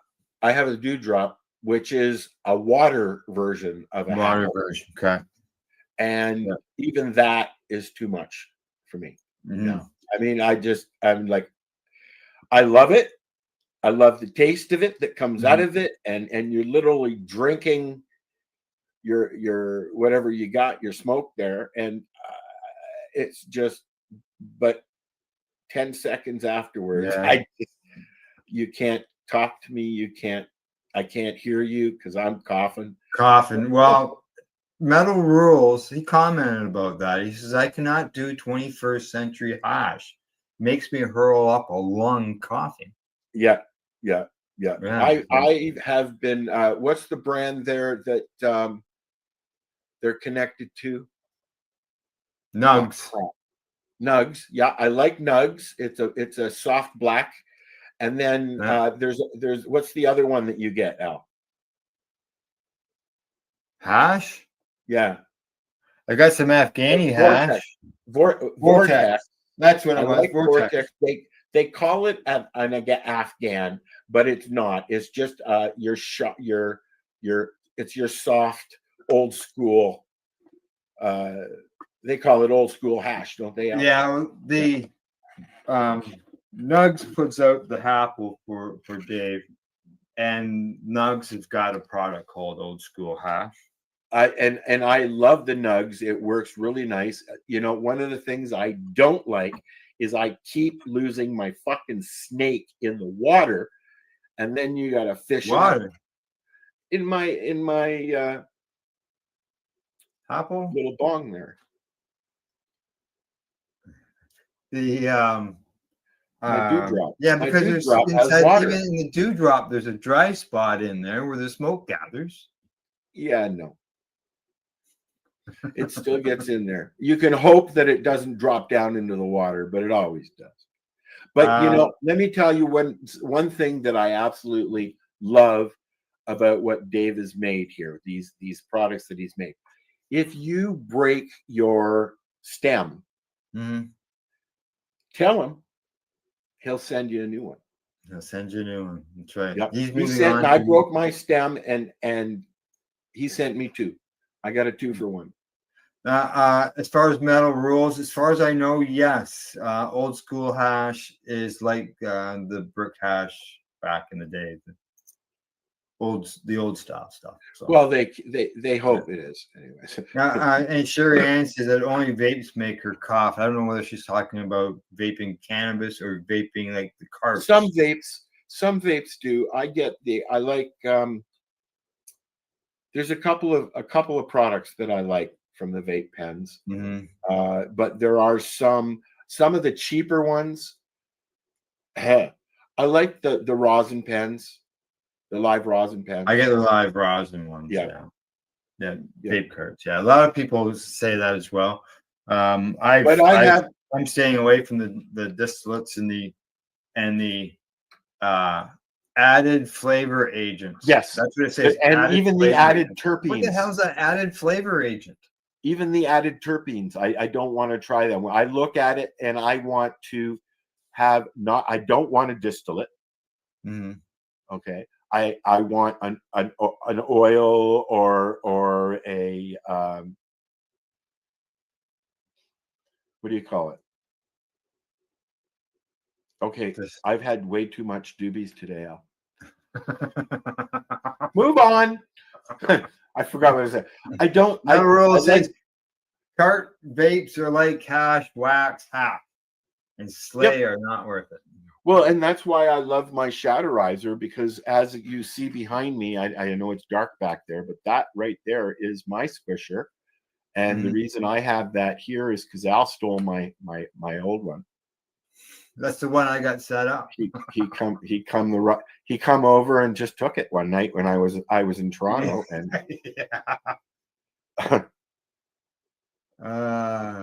yeah. Matt Rule says never thought I'd and it's working good. I'm a hilly now, or hippie. Yeah. Is it working good, Al? You got it all dialed in? I actually haven't. I have to get some bags. I don't like using the bags because I want to be able to take that puck and throw it into my magic butter machine. Yeah. Oh yeah. I have more than 3. I have been using the Shatterizer for as long as I've known Matt and Val. They always make sure that myself have one, and Al and all of us really. And I love my Shatterizer. They have so many different types of cartridges you can put on there. And then you put your own rosin that you pressed yourself to consume it. And you can they even have oil cartridges where you can load it up with your oil or your rosin, whatever you want. Oh yeah. The only thing that I wouldn't advise you to try and do in it is put a nug of weed into the pen, because Matt will get upset with you. Sure. I've never heard of Papa Herb's vapes, and the vape carts. Yeah, that's the complaint. Cough, cough, cough. Alrighty, we should move on from that, from news. All right. And I got some.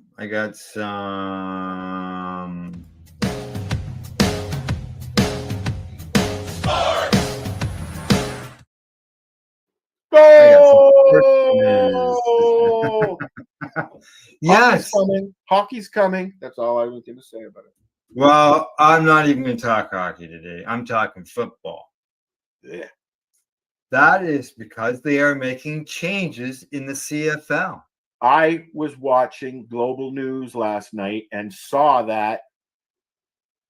And when you're done that, I have something I want to say on. All right. So what they're doing is they are going to have shorter fields and goalposts moving behind the end zones, or like the NFL has done. Like the NFL has done. And there's also one more thing they're going to do. What? Something with the proximity of the fans. And that also is one of the things that's holding things up. None of these changes may happen until 2027, they say. Yeah. They say that starting next season, teams will no longer be able to win games with a single off missed field goal that sails through the end zone. No points will be awarded for errant field goals, punts, or kickoffs that go through the end zone. If a returner fields a missed field goal, punt, or kickoff in the end zone and either kneels or is tackled in the end zone trying to forward the ball, a single will be awarded. So they're rewarding points differently. They say this is going to create more touchdowns. faster game, which creates more highlights, drives up the scores, and it's exactly going along exactly with what the NFL is doing is or it? has done that they did in the 50s or something like that. There's going to be the automatic reset on the play clock is going from 20 seconds to 35 seconds. They're going from 110 feet, I guess. Yeah. Is it feet? Yards. Okay, so they're going from 110 yards to 100. They're shrinking everything down to make the game faster, like they did in the US many years ago in the NFL. They're going to make the surface shorter in 2027, as you said. And the representative that was talking also said the reason the NFL did it years ago was a safety reason. The players, and they had some players talking about it, and they said that it's a safety issue as well, because when you're coming in to do a goal, there's a lot of, in the CFL, there's a lot of hitting of the post. By moving it back, they're hoping that happens less. That's safer, yeah. Now, they also say that next year, once the play is dead, the 35-second clock will begin. And in 2026, they're going to start moving the players' benches to the opposite side of the field. That's what I was talking about. Yeah. And then in 2027, they talked about reducing the size of the field. And they say that this will make CFL fields look very similar to those in the NFL. However, the playing surface will remain 65 yards wide as opposed to 53 yards in the NFL. Yes, I heard that as well. Yeah. So some changes coming in the CFL. There we go. I haven't got any sports scores or anything for today. I have completely forgotten what I was going to see you, Sherry Ann. Have a great day as well. I've forgotten what I wanted to mention about sports. We were talking about CFL. We're just starting. No. Before you started, I had something in my brain that I wanted to mention about sports, and I can't remember. Oh no, baseball. Do you know anything about this Banana League? No. You've not heard about it? Yeah, they dance and they sing and they have performers come out in the middle of the game. About that? Yeah, a few months ago. Yeah. So now they have they'll have a lead singer from a band come out and sing a couple of songs to the crowd while they're playing the game, things like that. It's just, we need something like that in Canada. I would go to something like that. It's just so fun. They're bouncing around. They're all athletes and they're bouncing around and flipping and they dance and then they line up and they swing. Yeah. It's hilarious. It's like watching a bunch of clowns on the field play baseball for real. Hey, Sherry Ann's got 3 shadow risers. I got 2. I have there's one on my green guy. I've broken my what do they call the big one, Al? Oh, the bubbler? The bubbler. I broke my bubbler, and Matt was going to give me another one, but they're not cheap. I got my bubble one is in my other room. I missed that. I got the old one right here. Yeah, I've probably got 20 of them. I could probably, and I've killed 15. It had the little thing on the bottom. That's the first thing I take off. I can't stand it. You're gonna lose it anyways. Got my package of my atomizers.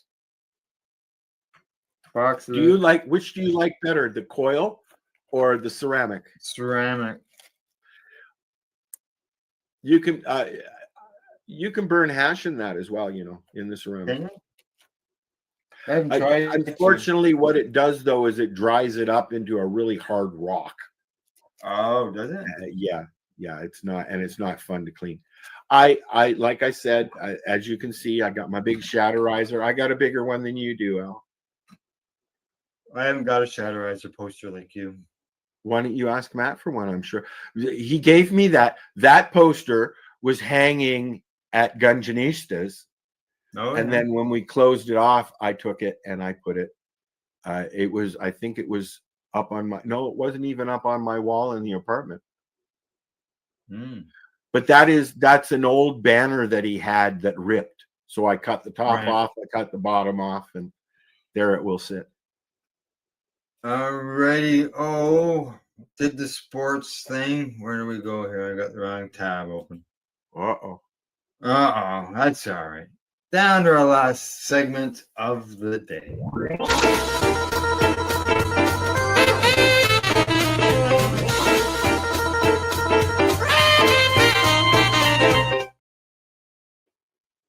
Alrighty. I had an event, but it was last weekend. So well, this week I had others. No, Naomi sent me an event of a store, something going on at a store, and it was on the 20th. So I didn't show last week, so I couldn't show it last week. So what we got? September the 23rd. Today's last day of Women in Cannabis Expo, and I haven't got a clue where that is. I'm gonna bring it up and find out.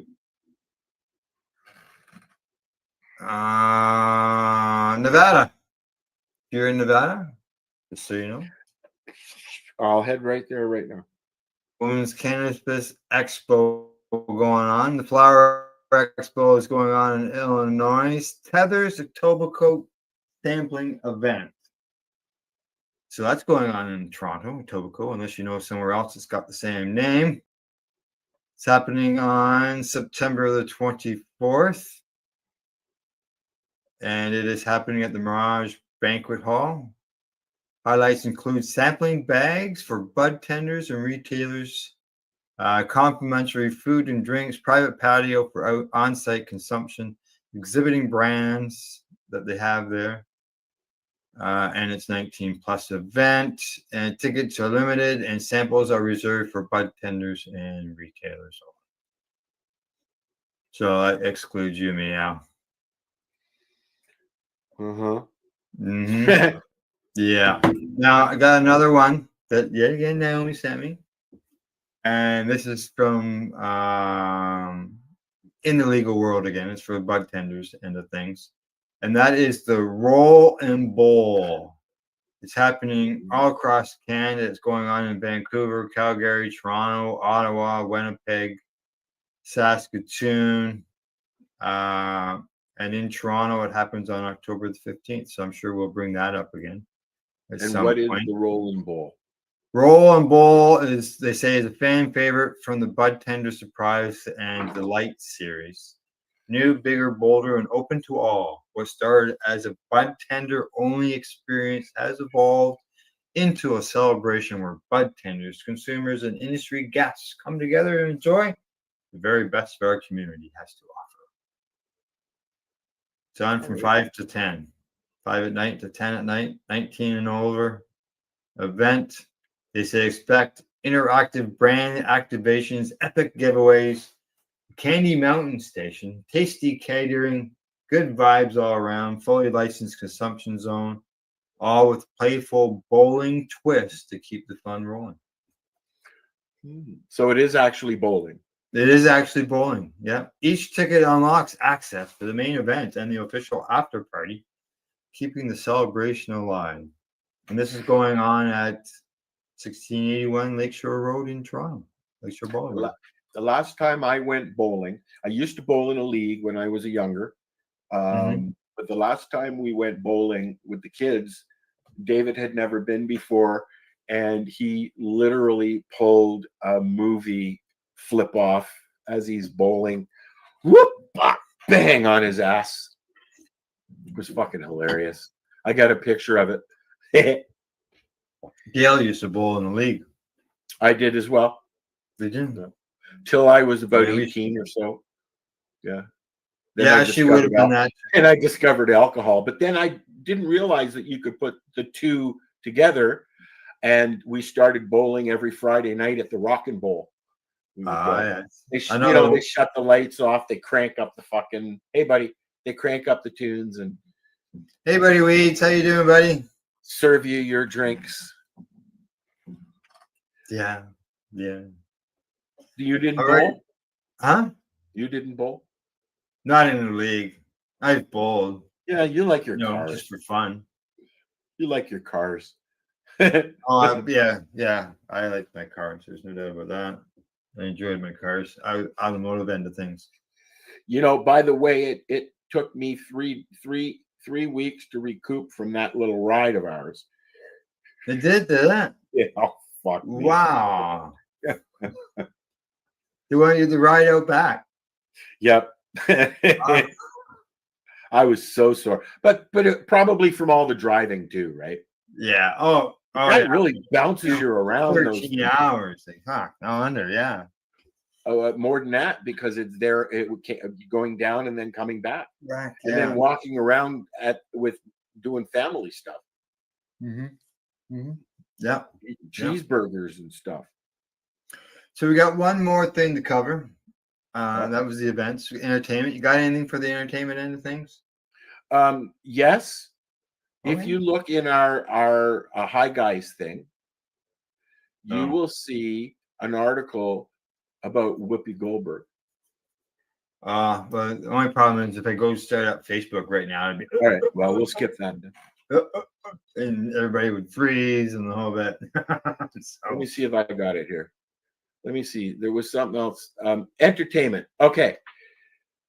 If you have Netflix, even if you don't have Netflix and have other ways of viewing stuff, if you have Netflix, go in and if you are a fan of the show Ozark, which is Justin Bateman,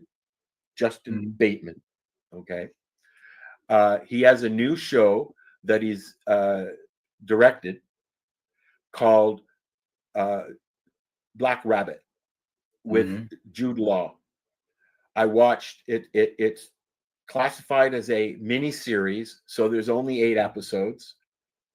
But if you are a fan of Ozark, he has said this is Ozark on steroids. Oh, really? It's very well done. I watched it. I sat there and I watched the whole fucking series just in a row. And so Black Rabbit, check it out. Check it out, Black Rabbit. Then I'll maybe look at that after I'm done watching the new series that I just started on the weekend. Oh yeah, what's that? And I started to watch Keep Breathing. What is that about? It's about a small plane crashes into the middle of the Canadian wilderness. A lone survivor must battle the elements and her personal demons to stay alive. And in the one that we watched is, it was a lady who was in a hurry to get someplace. And instead of waiting till the next day to take a plane, because her plane ride was canceled, and she said she had to be there right away, like that day. And they said, we can't do anything to help you until tomorrow. And she ended up jumping on a plane with 2 guys in a small plane that crashes into a lake. And so she's got to survive that. Is this reality? Like it's actually happening, or it's a show? It's a show. It's not a reality thing. Okay. So it's like Lost. So there's just one person though. There's only one person, and that's it. Because it's one. I don't want to give away the whole story, but no, it goes from 3 to 1, and then she's in the wilderness by herself. And being it's one of the first show, I don't know what's going to happen down the road yet. But do you remember a show called Cube? Cube? The Cube? No. It was a prison where it held people in boxes, and they get out of one box. They all get together and they try and get out of this maze of boxes. The same kind of thing, except for that's in the forest. Yeah. Right. I don't like shows like that. Yeah. Well, they say that this show is dark, emotional, adventure, deadly disaster, wilderness survival, thriller, drama, and limited series. Huh. So, yeah. Yeah. I just finished last week was the end of I love all of the below decks. The who? Below deck. Below deck. It started with Captain Lee and his crew, and they do charters, and it's all reality, and it's the relationships and all that stuff. It's drama where drama's supposed to be. Right. But now they have several spin-offs. Mm-hmm.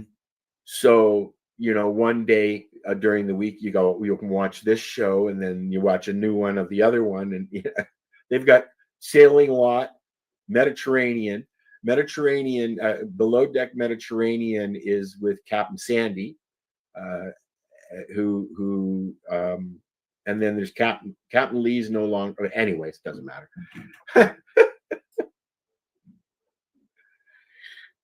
Yeah. Yeah. Okay. Anything else? I think we're done. All right. I haven't got anything. We got no more segments, and I haven't got anything on tabs open to. Oh, I'm sure there's something, but there's always something. There's always something. I know here's something. Yesterday we finally got some more rain again, but it come down in buckets. Here as well today, and I went out and checked my ladies. They're all okay. They're okay.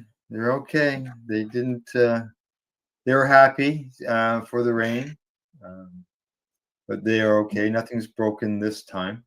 I had some breakage there a week or 2 ago. 2 weeks ago, I guess.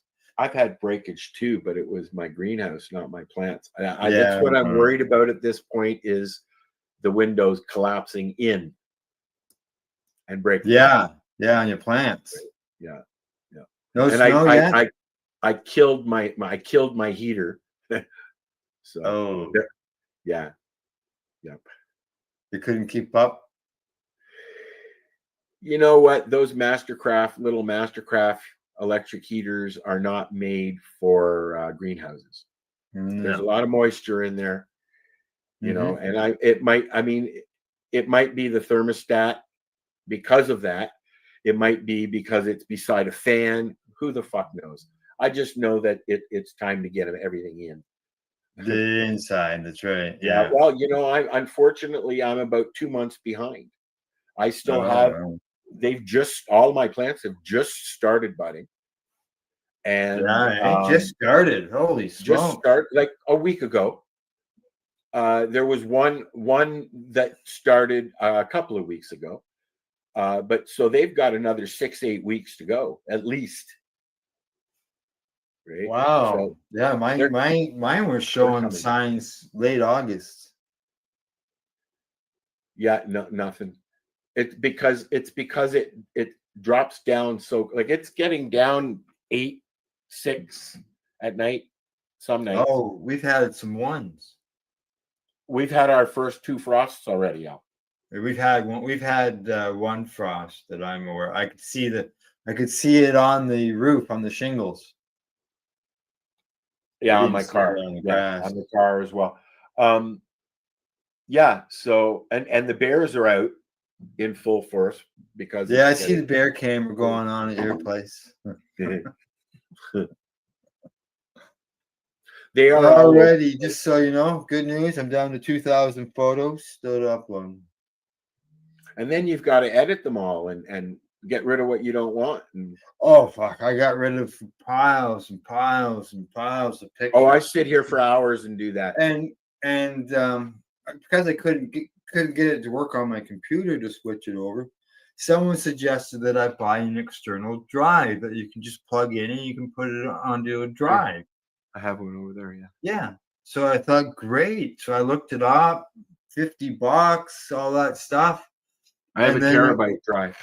I have a terabyte. I have for my computer, but for my phone, this is to plug into my phone to download my pictures off my phone. Okay. And the 2 that I've seen, the 2 makes that I've seen so far, they recommend you download an app because of it being an Apple product instead of a Droid. I have a suggestion for you. And every review on the apps stuck like a 1. Every one of them. So I didn't want to really buy something that I couldn't use. Well, you know what? Before you go spending any money, I just want to tell you, if you are an Amazon Prime member, you have unlimited for photo storage and video storage on your account. Oh, dear. Oh, no, I'm not. I'm not a Prime member. I am. Yeah. But I just don't use that. I'd rather have everything here. Yeah, I'd rather have everything here too, but I haven't been able to update my phone in 6 months because my sister goes out and buys sticks for every group of stuff that she wants to save. Oh yeah. Right. Yeah, I got sticks, all right. They're over here, but not with the lightning end on them. Yeah. You can get a cord from my Apple phone to my computer. Yeah. Yeah, I plugged it into my computer. It ran. I sat here last night for 4 hours trying to upload my pictures to my computer, and it ran. It says they're uploading all that stuff, and then it errored. Crashes and errors. Exactly. What you could do is plug your phone in, and then find the drive itself. Because on your phone you'll see it has a drive that shows up on your desktop. Okay, and then you go into that and look through the files till you find all your photos, and then just take that folder and drag it into your big drive. On your computer, and it will take just as much. It'll go quicker than your phone, but it basically transfers all your everything in one, as opposed to going 1, 2, right? So you can try that as well. We'll see what happens when I'm done here, and I'll give that a try. I'm not gonna stop this from doing what it's doing. No. And it's frustrating. Yeah, I'll go from there once it's uploaded. But I see here on my phone, it's not called a JPEG. It's called a .heic.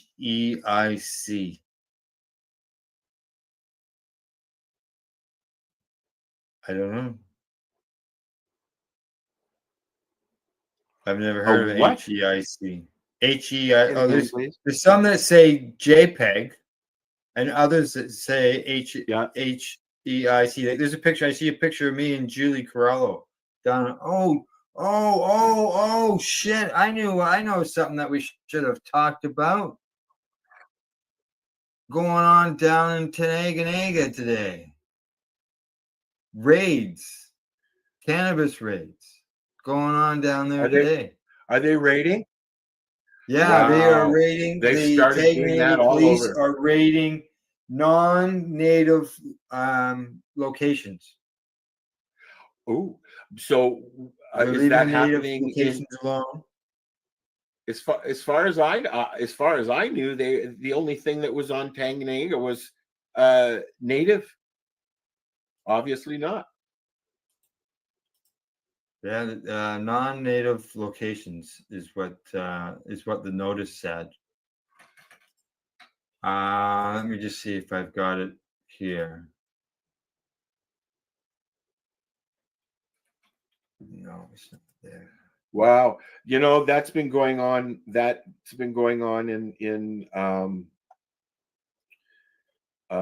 Nova Scotia as well. Now. Yeah, raiding in Nova Scotia. Well, this is they're not raiding the native stores. They're raiding the non-native stores. Correct. Which means native non-native people living or working on native land, basically, right? Actually, I know who's got it posted. Let me just see. I didn't see anything about that this morning at all. Oh, I've seen it. Even from Tim, and I see everything that Tim posts.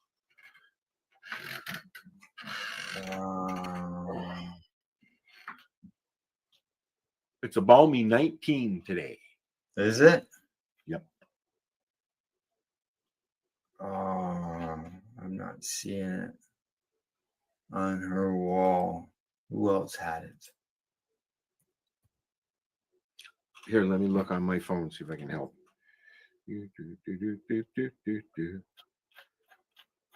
It showed up in my thread. Is it not on Tim Barnhart's wall? I haven't gone to Tim's wall. All right, I'll look at Tim's wall.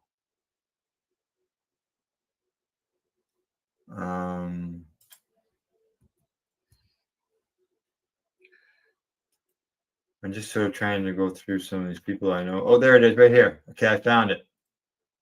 And I will bring it up on the screen here.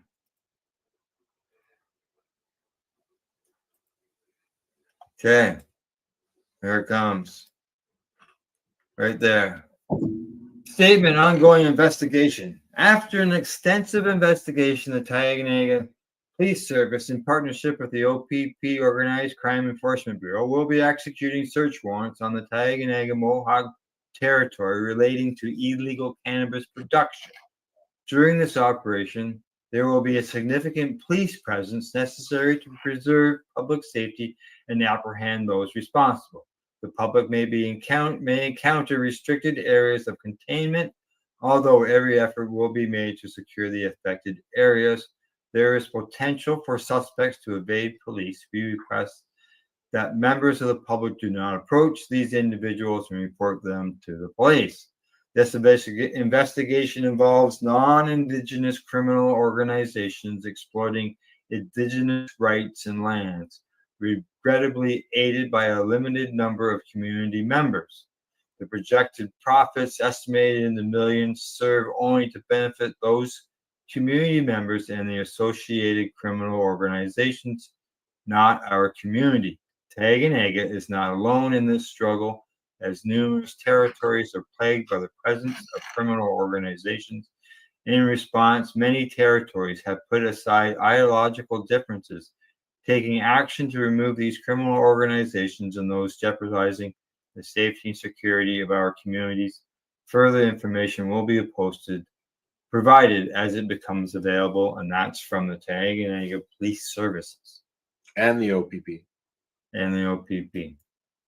Now that's where'd we go? Come we're not on the screen. There we are. That's the first time I've heard of any police raids down there since, I'm going to say 2015, when Tim opened up. I wonder if that's going on in Alderville as well. Or yeah, I don't know. Yeah. As far as I know, all of the stores along the Green Mile there in Alderville, Ontario, are all Indigenous. Yeah. Now I'm shocked. It uses the words production, so I take production as growing cannabis to not the actual retail end of things. They're leasing some land from Native. Could be, yeah. Could be. Oh, it's bound to happen. Yeah. So I'll keep an eye on that. It's too bad though, because it puts a crank into doing it right. Yeah. Yeah. All right, again. Well, we'll keep an eye out for that and see what comes of it. And yeah, go from there. Yeah, man. All right. Anything else? Nothing. My pillow. Just your pillow. All righty. Okay. All right. That's it, everybody. We will see you all again next Tuesday. Let's see what's coming up. You've got Newbie and the Doobie coming up Wednesday evening on the 420. Yeah. Yep. And today is Tuesday. This afternoon, I'm not sure what's going on with the Mushy Moment. I'll have to take a look into it. I did see that Cindy got home, so I didn't see anything in there yet. Yeah. All righty. You have a great weekend as well, Buddy Weeds. Or great week. It's not the weekend yet. It's the beginning of the week. That's right. Yeah, unfortunately, we still got 3.5 more days to go this week. So before it's the weekend. All right. Other than that, we'll talk to everybody later. Bye bye.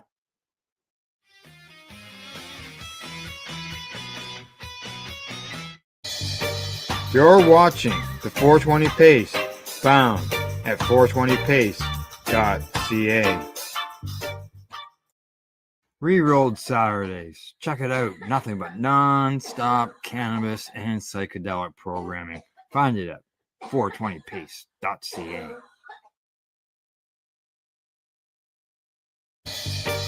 You're watching the 420 Pace, found at 420pace.ca.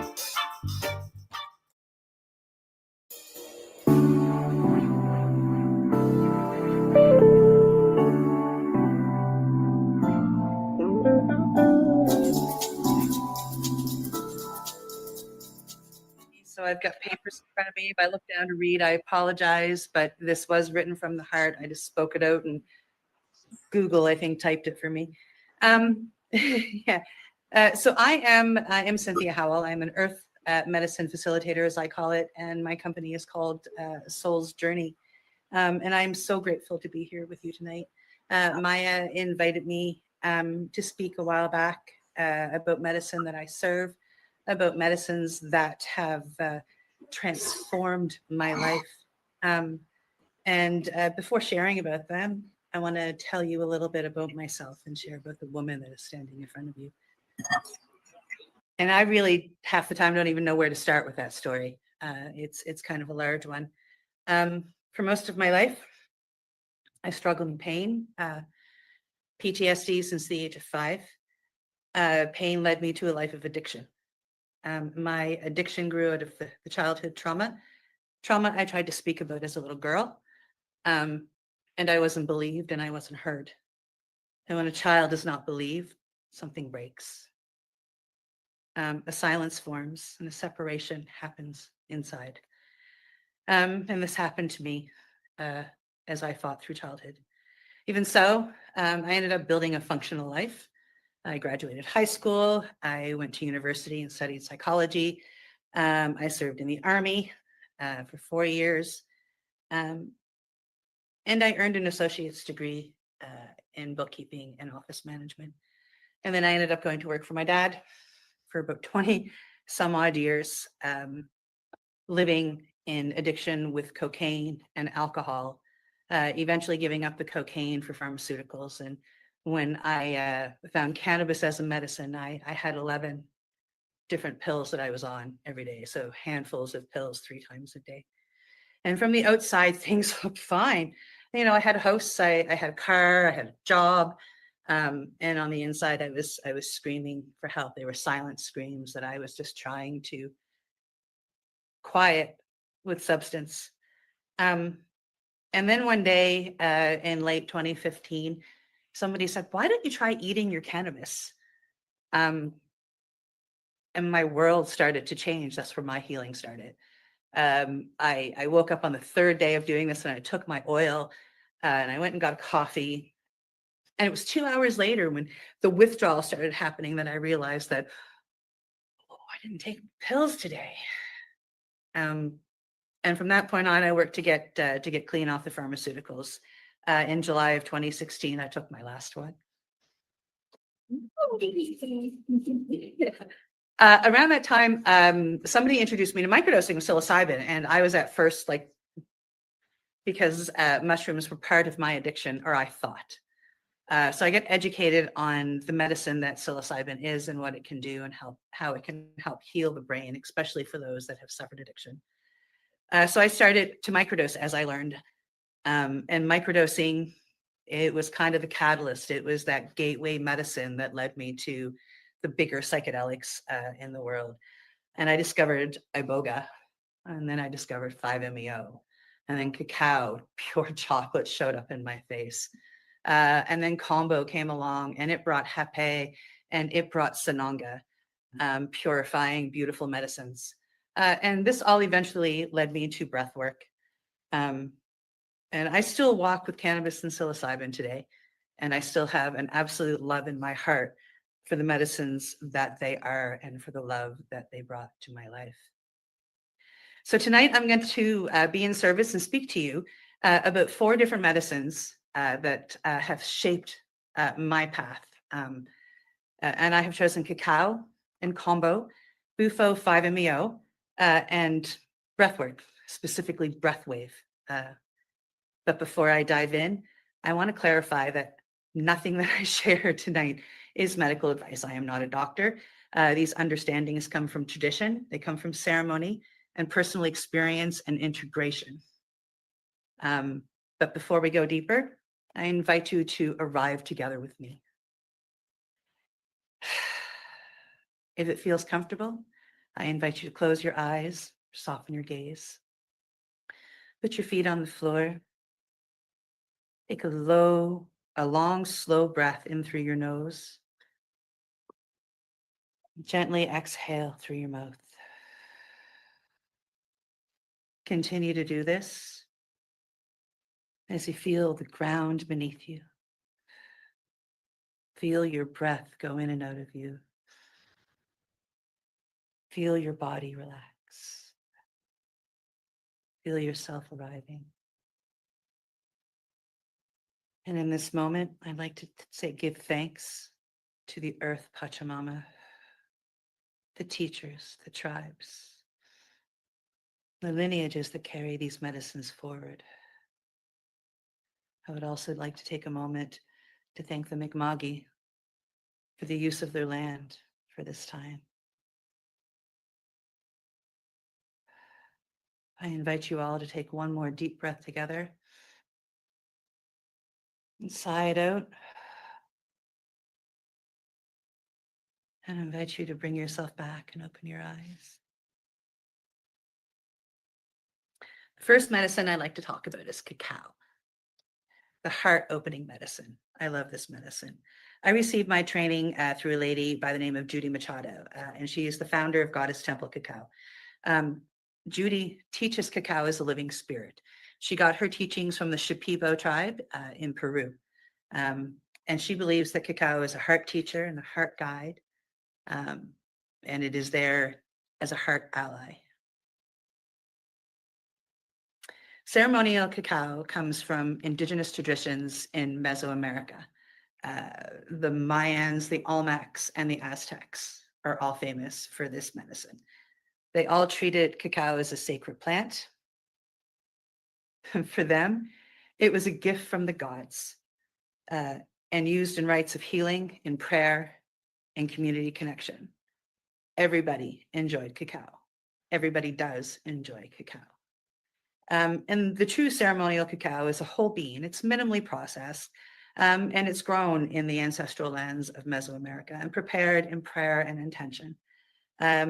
They keep the plant's full energetic and biochemical profile as they are preparing it. Part of my training was about how cacao speaks to the heart, how it gently brings us back to our emotional body. Yeah. There is no force with cacao.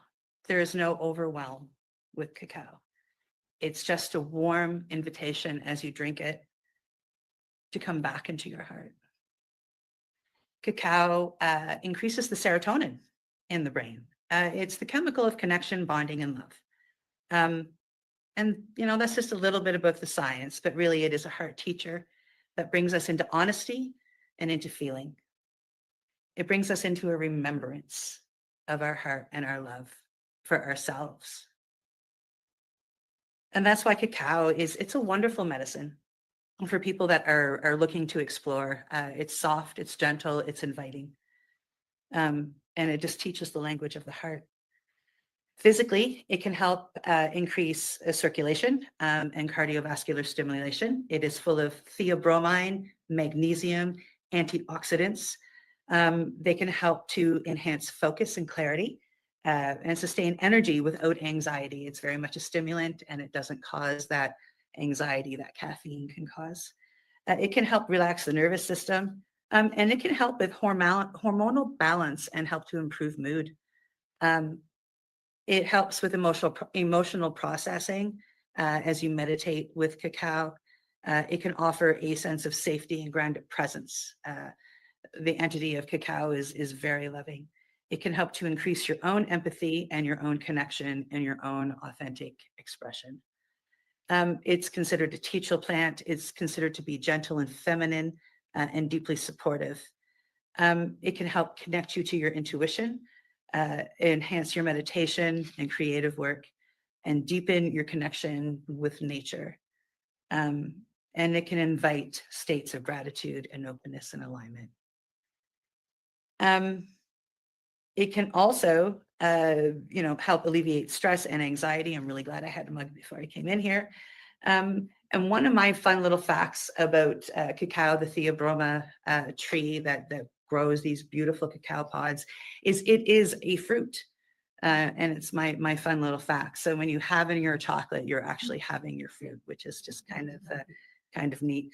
It's rich in magnesium and iron, which help to support that hormonal imbalance. And for women, it can help support menstrual discomfort. And it has vasodilating effects and antioxidant levels to help protect the cardio. Absolutely beautiful medicine. And who really doesn't love chocolate? For me, it is offered a gentle way to meditate every morning. And it's a great opener to talk with people with, just offer them chocolate. Hey, you want a piece of chocolate? The second medicine that I'd like to speak to you about is combo. It's kind of like the wild animal. And it's a cleansing frog medicine, and it comes from the Amazon.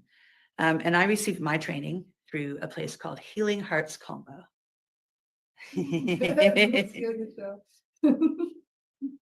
She's cute. Oh. Healing Hearts. Healing Hearts Combo, and she was healing hearts.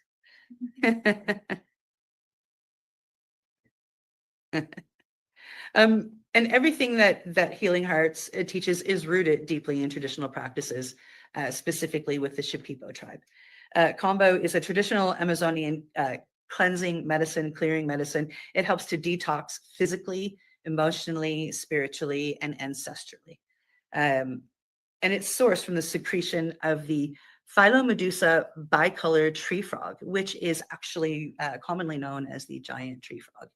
And when they milk this toad or frog, my apologies, the chiefs sing and the chiefs call the frogs in, and the frogs come in for this ceremony willingly.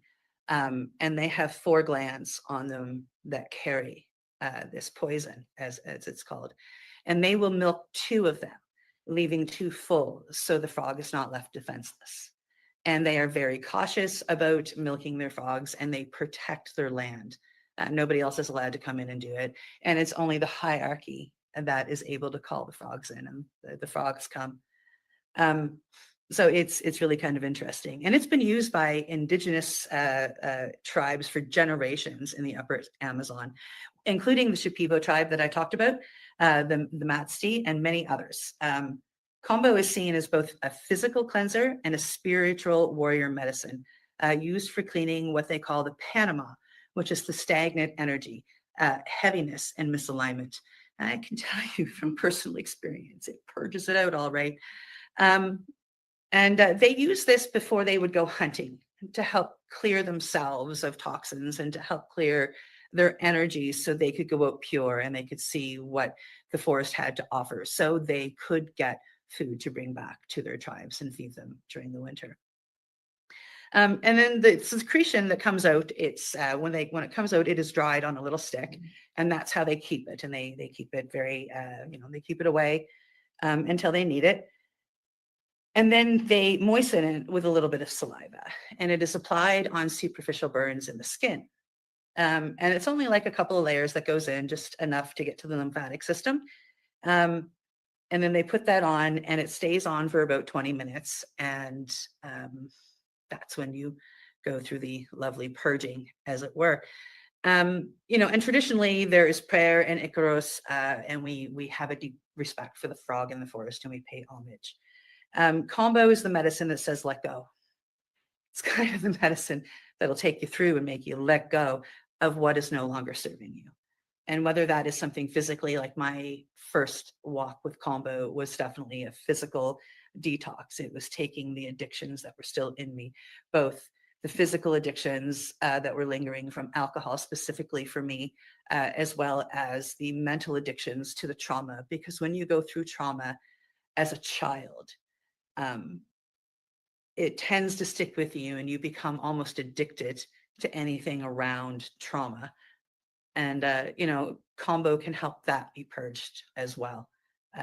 It's quite an amazing medicine. Like I said, it can cleanse through detoxification, through purging. And purging comes in many ways, whether you vomit, whether you have a bottom purge, as we like to politely say it. It comes with sweating, screaming, crying, all kinds of snot coming out. You could shake. People can pass out. It's good for resetting and strengthening the body's natural vitality. And it helps with a heightened presence and energy and clarity following the process. So after the process, you feel very clean and very clear. And again, I can speak to that from experience that, the best way that I explain how to feel after a Combo ceremony is I feel clean and pure. And it's very beautiful. And emotionally, Combo is known for its powerful clearing effect. As I told you about, clearing emotional traumas and emotional addictions. It can help release emotional heaviness and blockages.